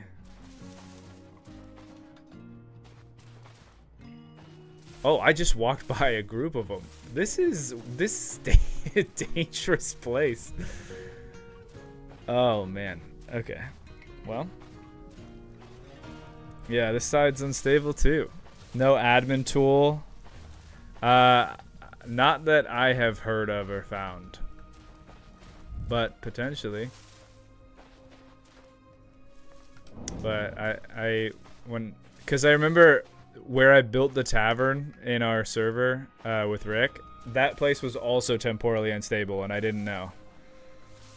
You're really taking a walk on the wild side. Yeah, seriously. You know what? Maybe it is a good thing that it didn't end up working out, because because then I won't have to hear elephants all the time. I should mark on the map though that there's elephants around here. Where's that like ruin? That's just generally here. They don't really have an elephant thing, so.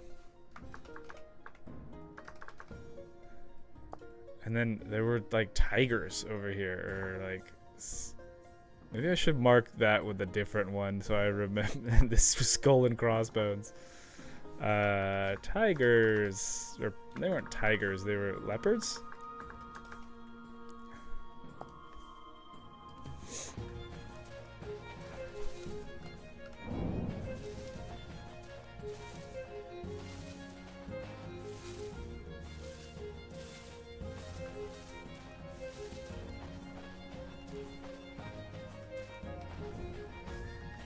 That's a bummer, man.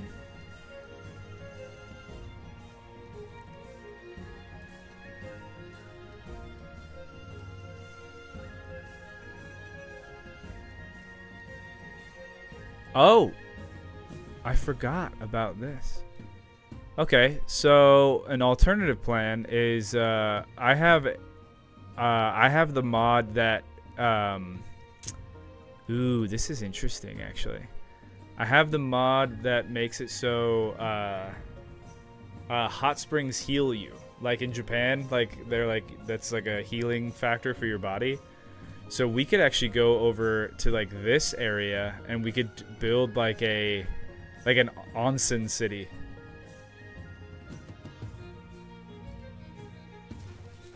That would be cool. Break away from like the traditional dwarven stereotype and go kind of like in more of a, I mean, we could do like dwarven kind of architecture stuff, but maybe like tackling the idea of like how would dwarves do like an onsen. That could be kind of cool.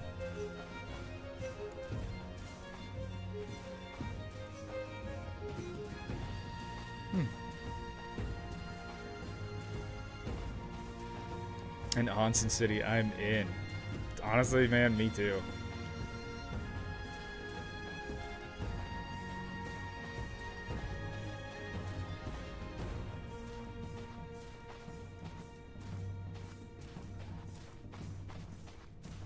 Okay, we gotta get back to the base here.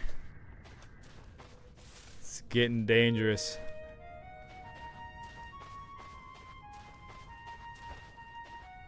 I have berries.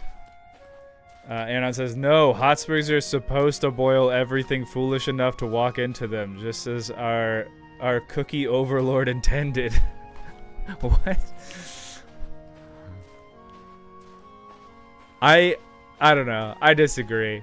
I feel like the fact that they're part of the game but they don't do anything is kind of a bummer.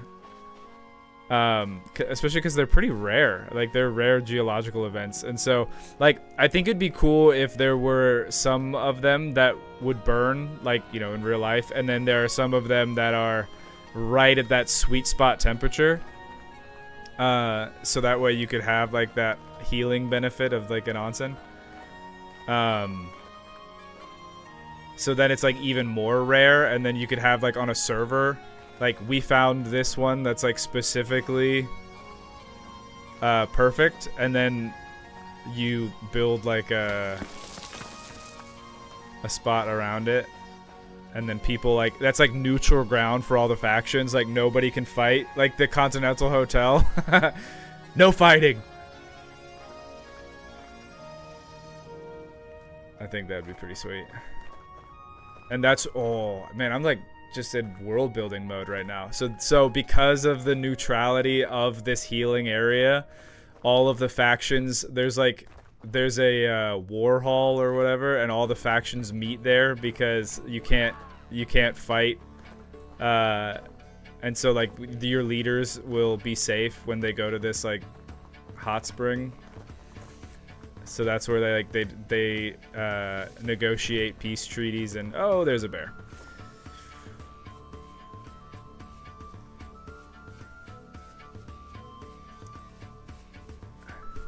Onsens and cookies? Take my money.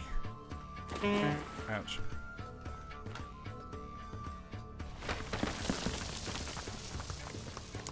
I knew it was gonna happen. I just wished it didn't.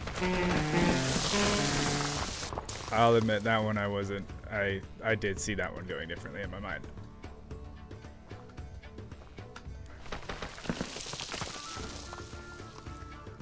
Okay.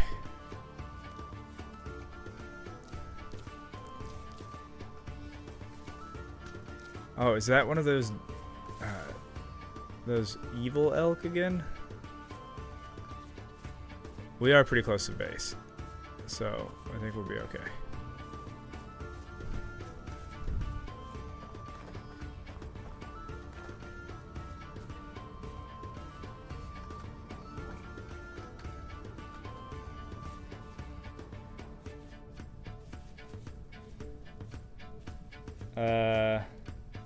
Wait, Zoralis, what tech are you talking about? What are we talking about? It's a focus. Wait, no. If you focus on the game's storyline, you can unlock tech which stabilizes a region. Best for deep mining outposts or if you fall in love with a region. Oh, I did not. Are you sure that's not? Is that the rift blocker? I know that there's like a machine that will stop rifts from spawning, but I didn't think that it stabilized a region, or is that something else?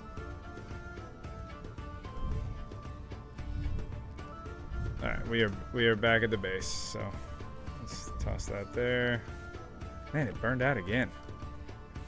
I mean, it makes sense, but yeah, so did that one. Actually, we're gonna go to sleep right now, so I don't need to have it up on the wall.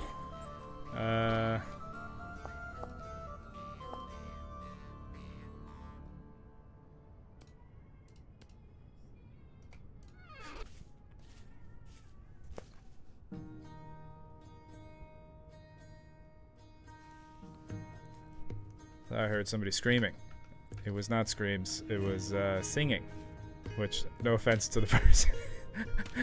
No offense to the person who was singing outside. You have a great voice.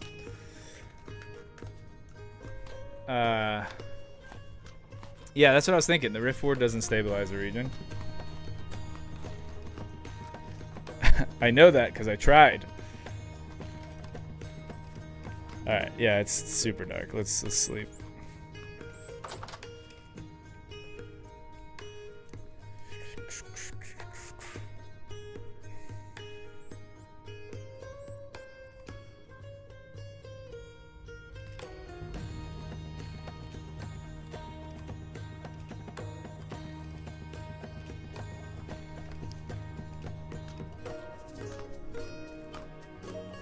Okay, well, we did some interesting exploring, and we found that this area has some copper for us, which is nice. Yeah, why don't we just take a little trip over here and see what this area is like.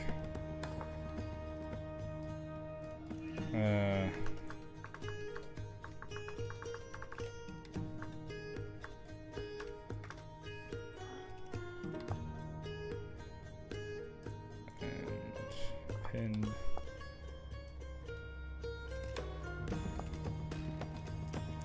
But before we go, let's make our shovel, and let's also cook some food. Well, we're kind of getting close to the end of our food here. I just don't. The bummer about the bushmeat. I guess we could just cook that. Not into a meal, but into something else.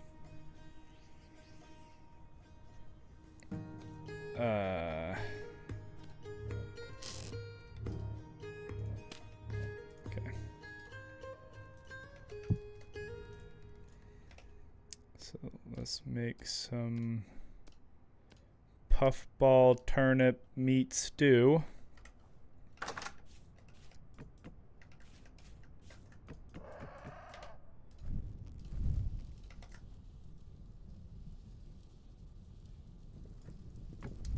And then I'll just cook up the bushmeat so that way it doesn't spoil, and we can kind of just have like beef jerky on the road functionally.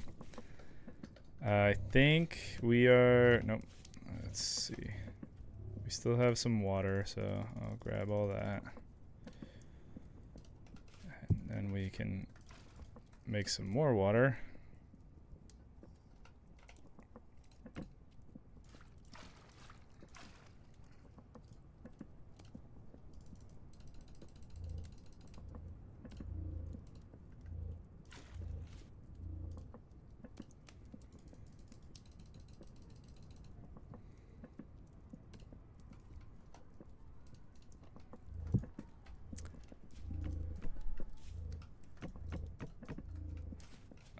The mod.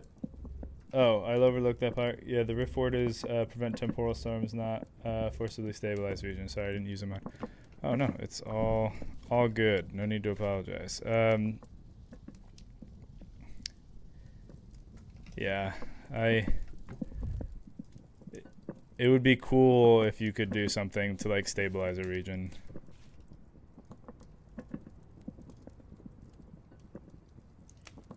Like it would have to be I feel like it should be something that's kind of a big task, like a big undertaking, but I think it'd be pretty cool.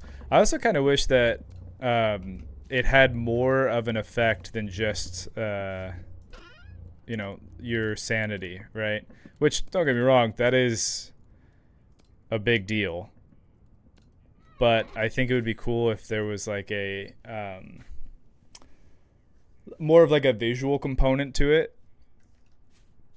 Or maybe like mobs spawn there more frequently. Unless maybe it does do that and I just haven't noticed. I have more. Yeah, there we go. So let's grab our food. And then let's swap that out and we'll put our stuff here because it's going to go bad soon if I don't do something with it.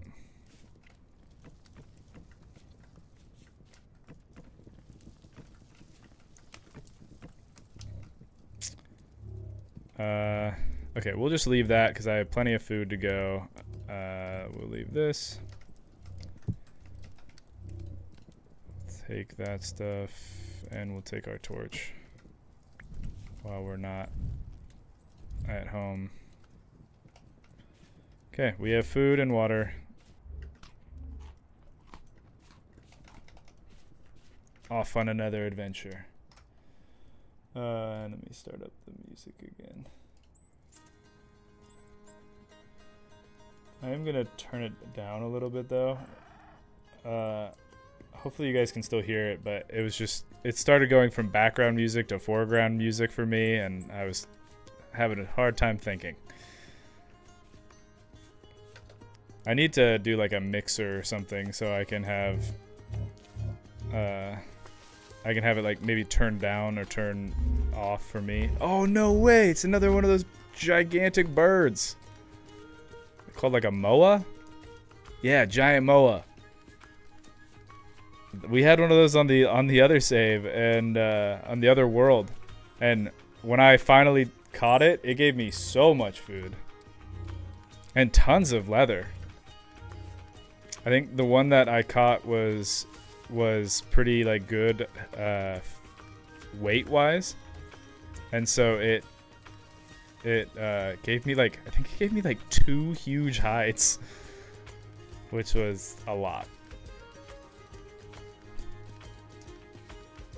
I used the fixed version specifically. Moa always remind me of Warframe and the Moa robot companions. Oh, I have not played. Hey, there's the mammoth again. I haven't played Warframe really. Like I think I played it years and years ago, and not for very long. So like I've opened it and I've like done the cool movement, but I know next to nothing about it from there. I didn't know that you could get a robot Moa companion. That is pretty sweet.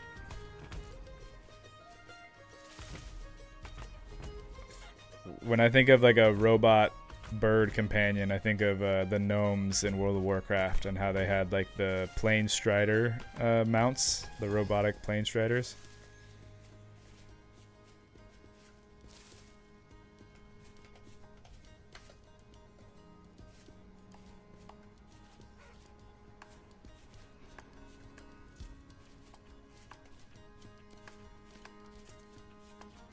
Oh, this area is pretty.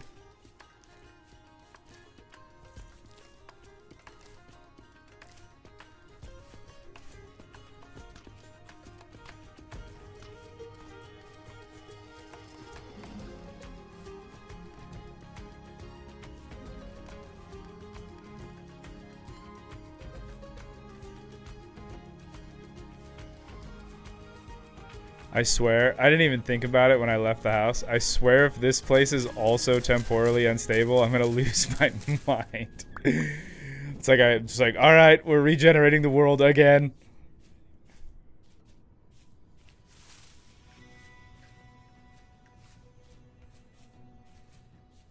Dang, man, look at all this stuff.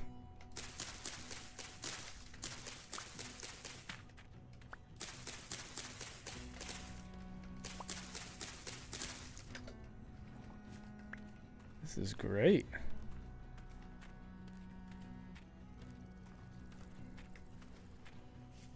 Oh my goodness. So many mushrooms.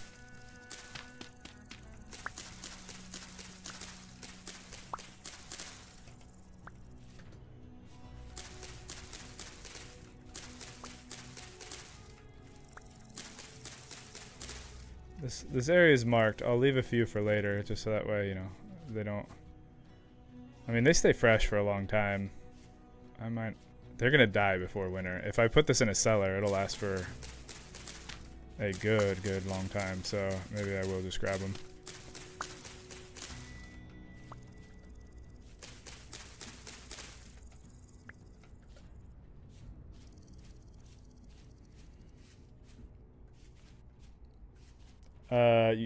You did not miss a whole lot. The cool movements are the best part. Moas are companions to one of the enemy factions. Ah. Whoa. You guys see that?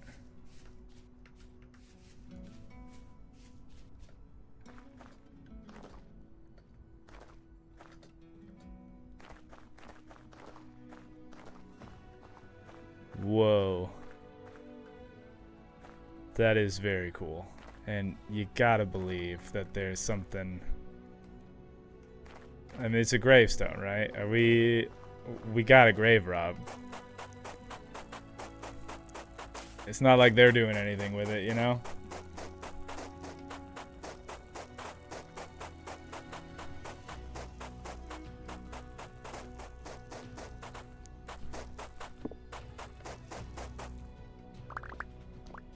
What, do we think it's in under there?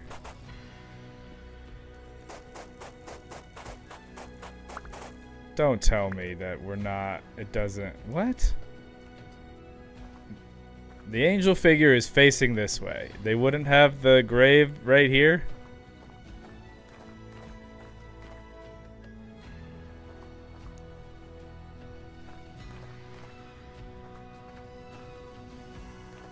What? What happened?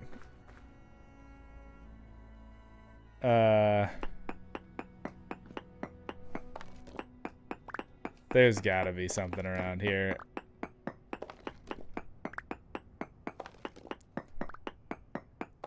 Somebody was asking, what mod adds the statue gravestone? I think it's the Better Ruins mod, if I was to guess.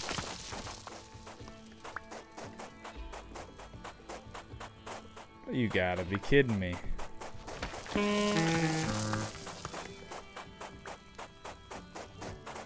The reason I'm confused here is because I've seen like grave stuff like this from the Better Runes mod before, and I've seen like I've dug down and gotten chests underneath.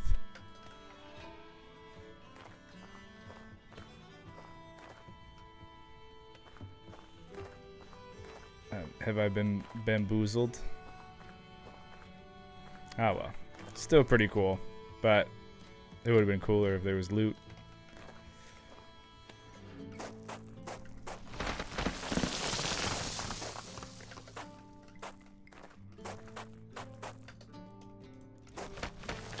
That's what I get for trying to be a grave robber.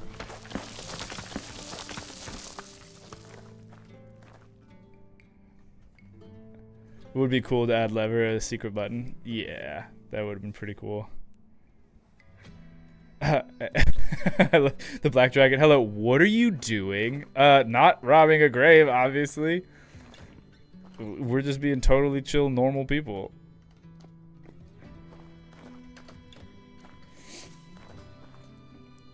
Yeah, that would have been sweet if there was like a secret lever or something. I should mark this on the map. That's a cool find. This is RIP.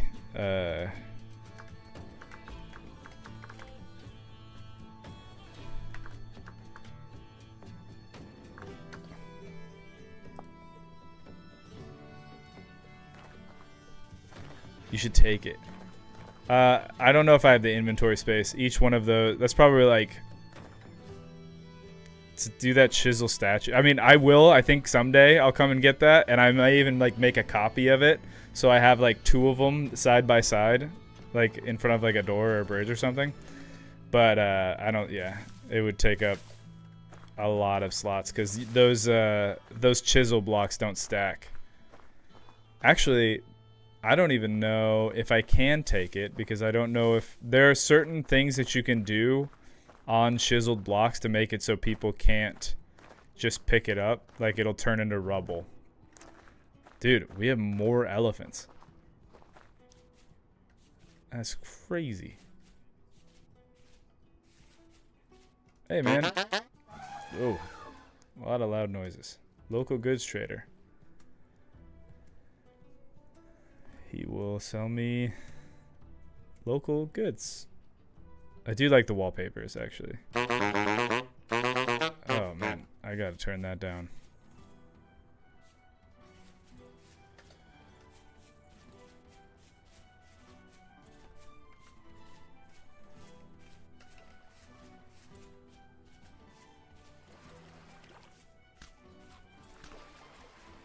Is this a multiplayer server? It is not a multiplayer server.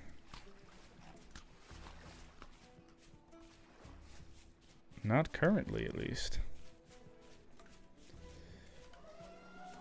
I'm heading for these hot springs.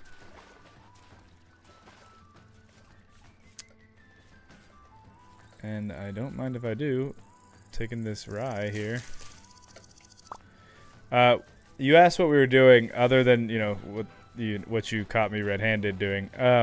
Is we're actually looking for a more permanent spot for our base because I wanna make like a really cool stuff, a lot of cool stuff, and so I'm thinking about. We found one cool spot close to the mountain because I wanted to get into like the whole dwarven thing because this is our dwarven playthrough, but that area was temporally unstable, and so now I am debating setting up around these, breaking from the traditional dwarven build in the mountain, and maybe think about like what would the dwarves do if they found stuff like this, and this shouldn't hurt me.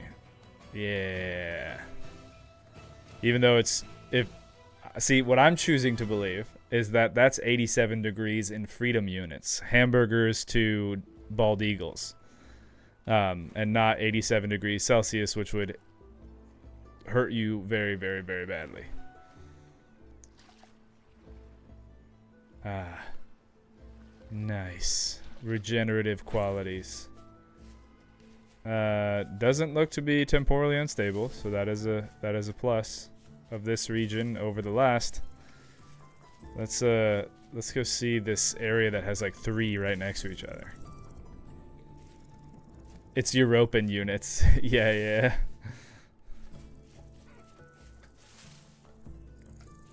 Ooh, see, this is cool because like I like that they're tiered.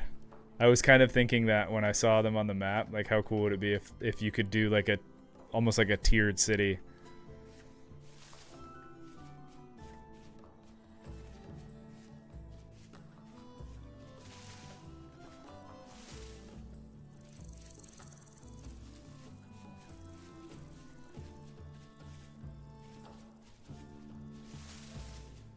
All right, here's the triple stack here.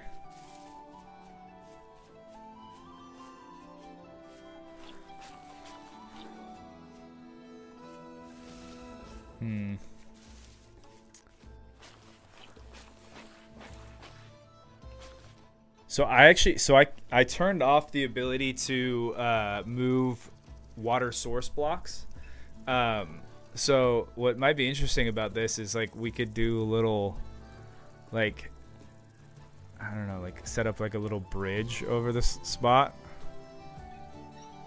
I don't know, but I like the idea.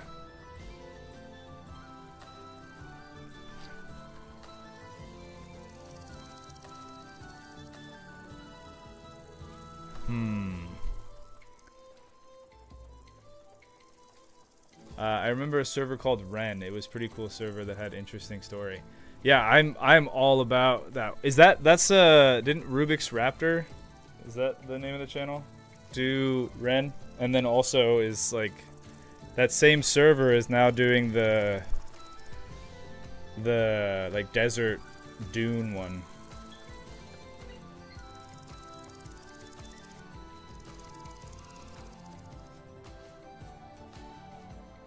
And so much of this game's aesthetic gets me, but the sound of the NPCs make is awful. Yeah, seriously.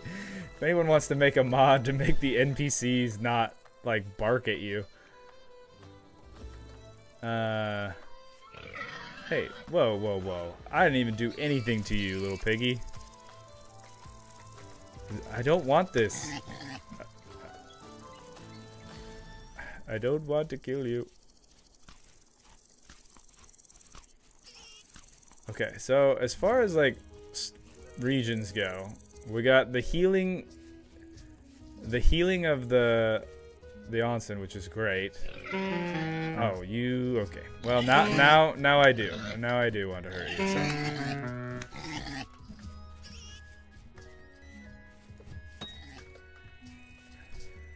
See, this is what you get. You did that, not me.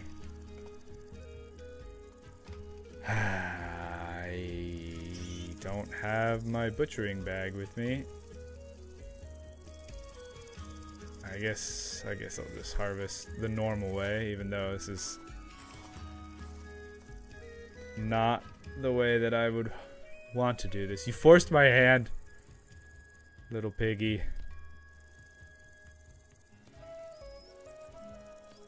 I guess I'll turn this into oiled hide. No, I think I'll take the fat because it's more useful to me in other ways.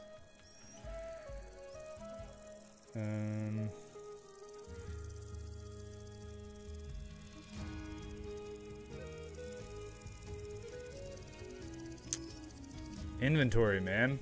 Alright, get rid of the granite.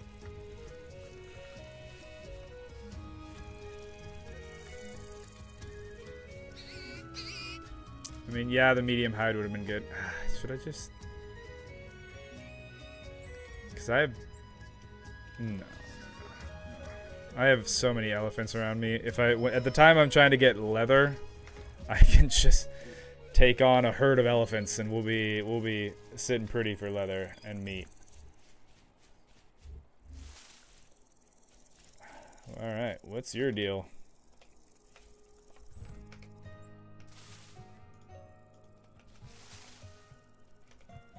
Okay, hold on.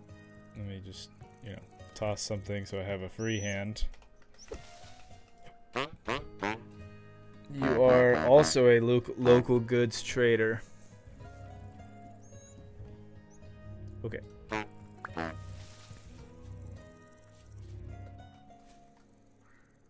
This is a pretty spot too. Let's be real. That's a cool area.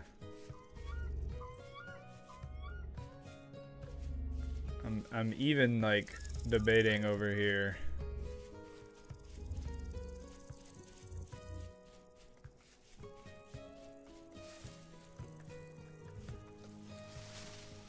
No.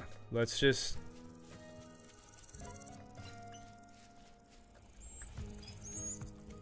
Okay, so let's think about pros and cons here.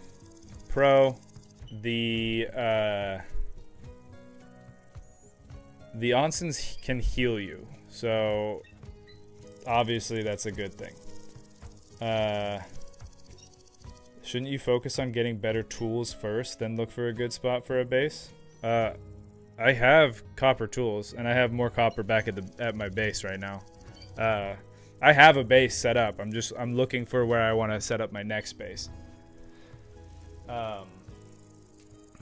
Because the thing is like,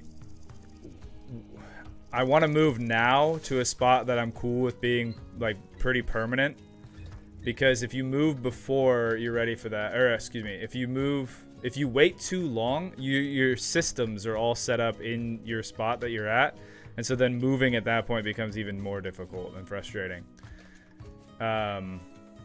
Speaking of difficult and frustrating, I think it's time for these guys to hold on. All right, let's draw them away. We're gonna catch some pigs in a little makeshift thing here. What did I? Yeah. Unless they catch me first. Oh my gosh, there's so many. No. Oh, and there's a shiver over there. Okay, well, I gotta get out of here.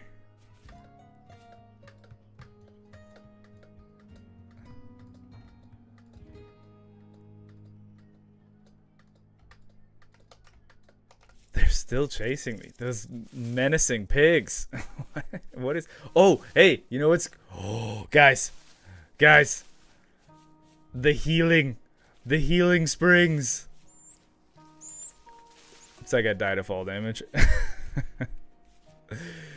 Heal me. Oh. Amazing.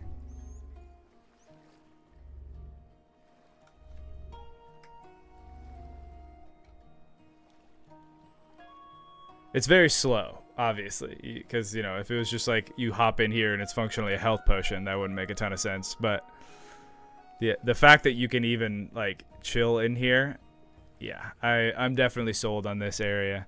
I saw somebody else's video who set up next to these as well, and they made it look as if the buildings were actually all heated by the hot water being like pumped throughout the city. Like he chiseled a bunch of pipes and stuff like that, and then like these custom grates that went over the water blocks, so it looked like everything was naturally heated over that. It was super cool, and I like that idea. That's some slow healing. It sure is. It sure is. It can be customized, but I think that it's probably fine, because you don't want, like, you know, a temporal storm or something else like that to open up, and then you can just like drop in and then pop out, and it's super easy. But healing in this game is kind of difficult anyway. I mean, not difficult, but you know, you have to like make bandages and stuff. So the fact that you can come home and you can like just pop in one of these things and heal while you're like in between adventures, I think that makes sense, and that's kind of cool.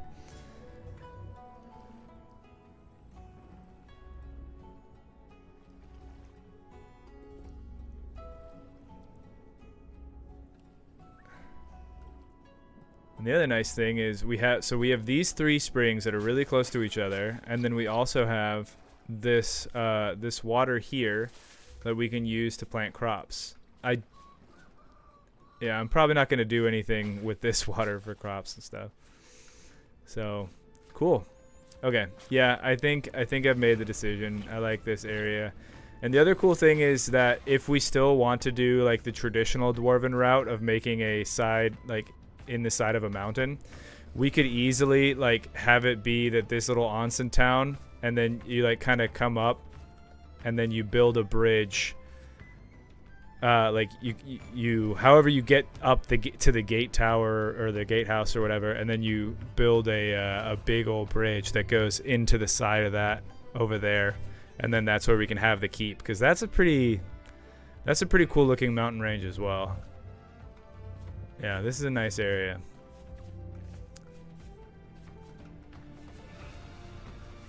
Okay, so then what are the things that we want to accomplish right now? Oh, it's past 6 o'clock. Wow, where does the time go? All right, little piggy. You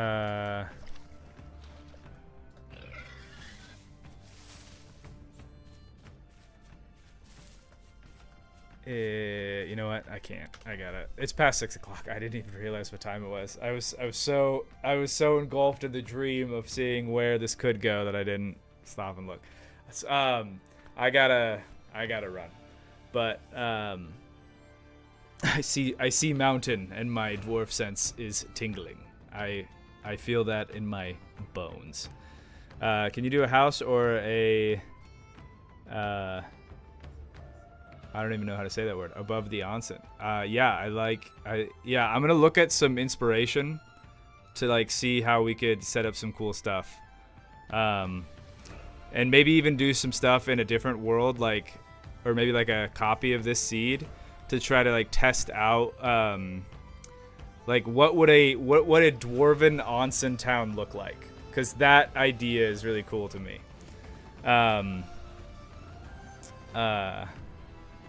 Yeah, but thanks everybody for stopping by the stream. I will be streaming tomorrow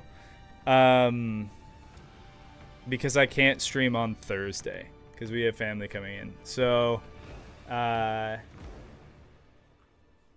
don't know if we're going to do more Vintage Story or if we're going to go back to Stationeers. I'm kind of on this Vintage Story kick right now, so we might just keep with that for a minute. But thanks everybody for stopping by. I hope you have a good rest of your evening. We will catch you same time tomorrow. Talk to you later. Bye.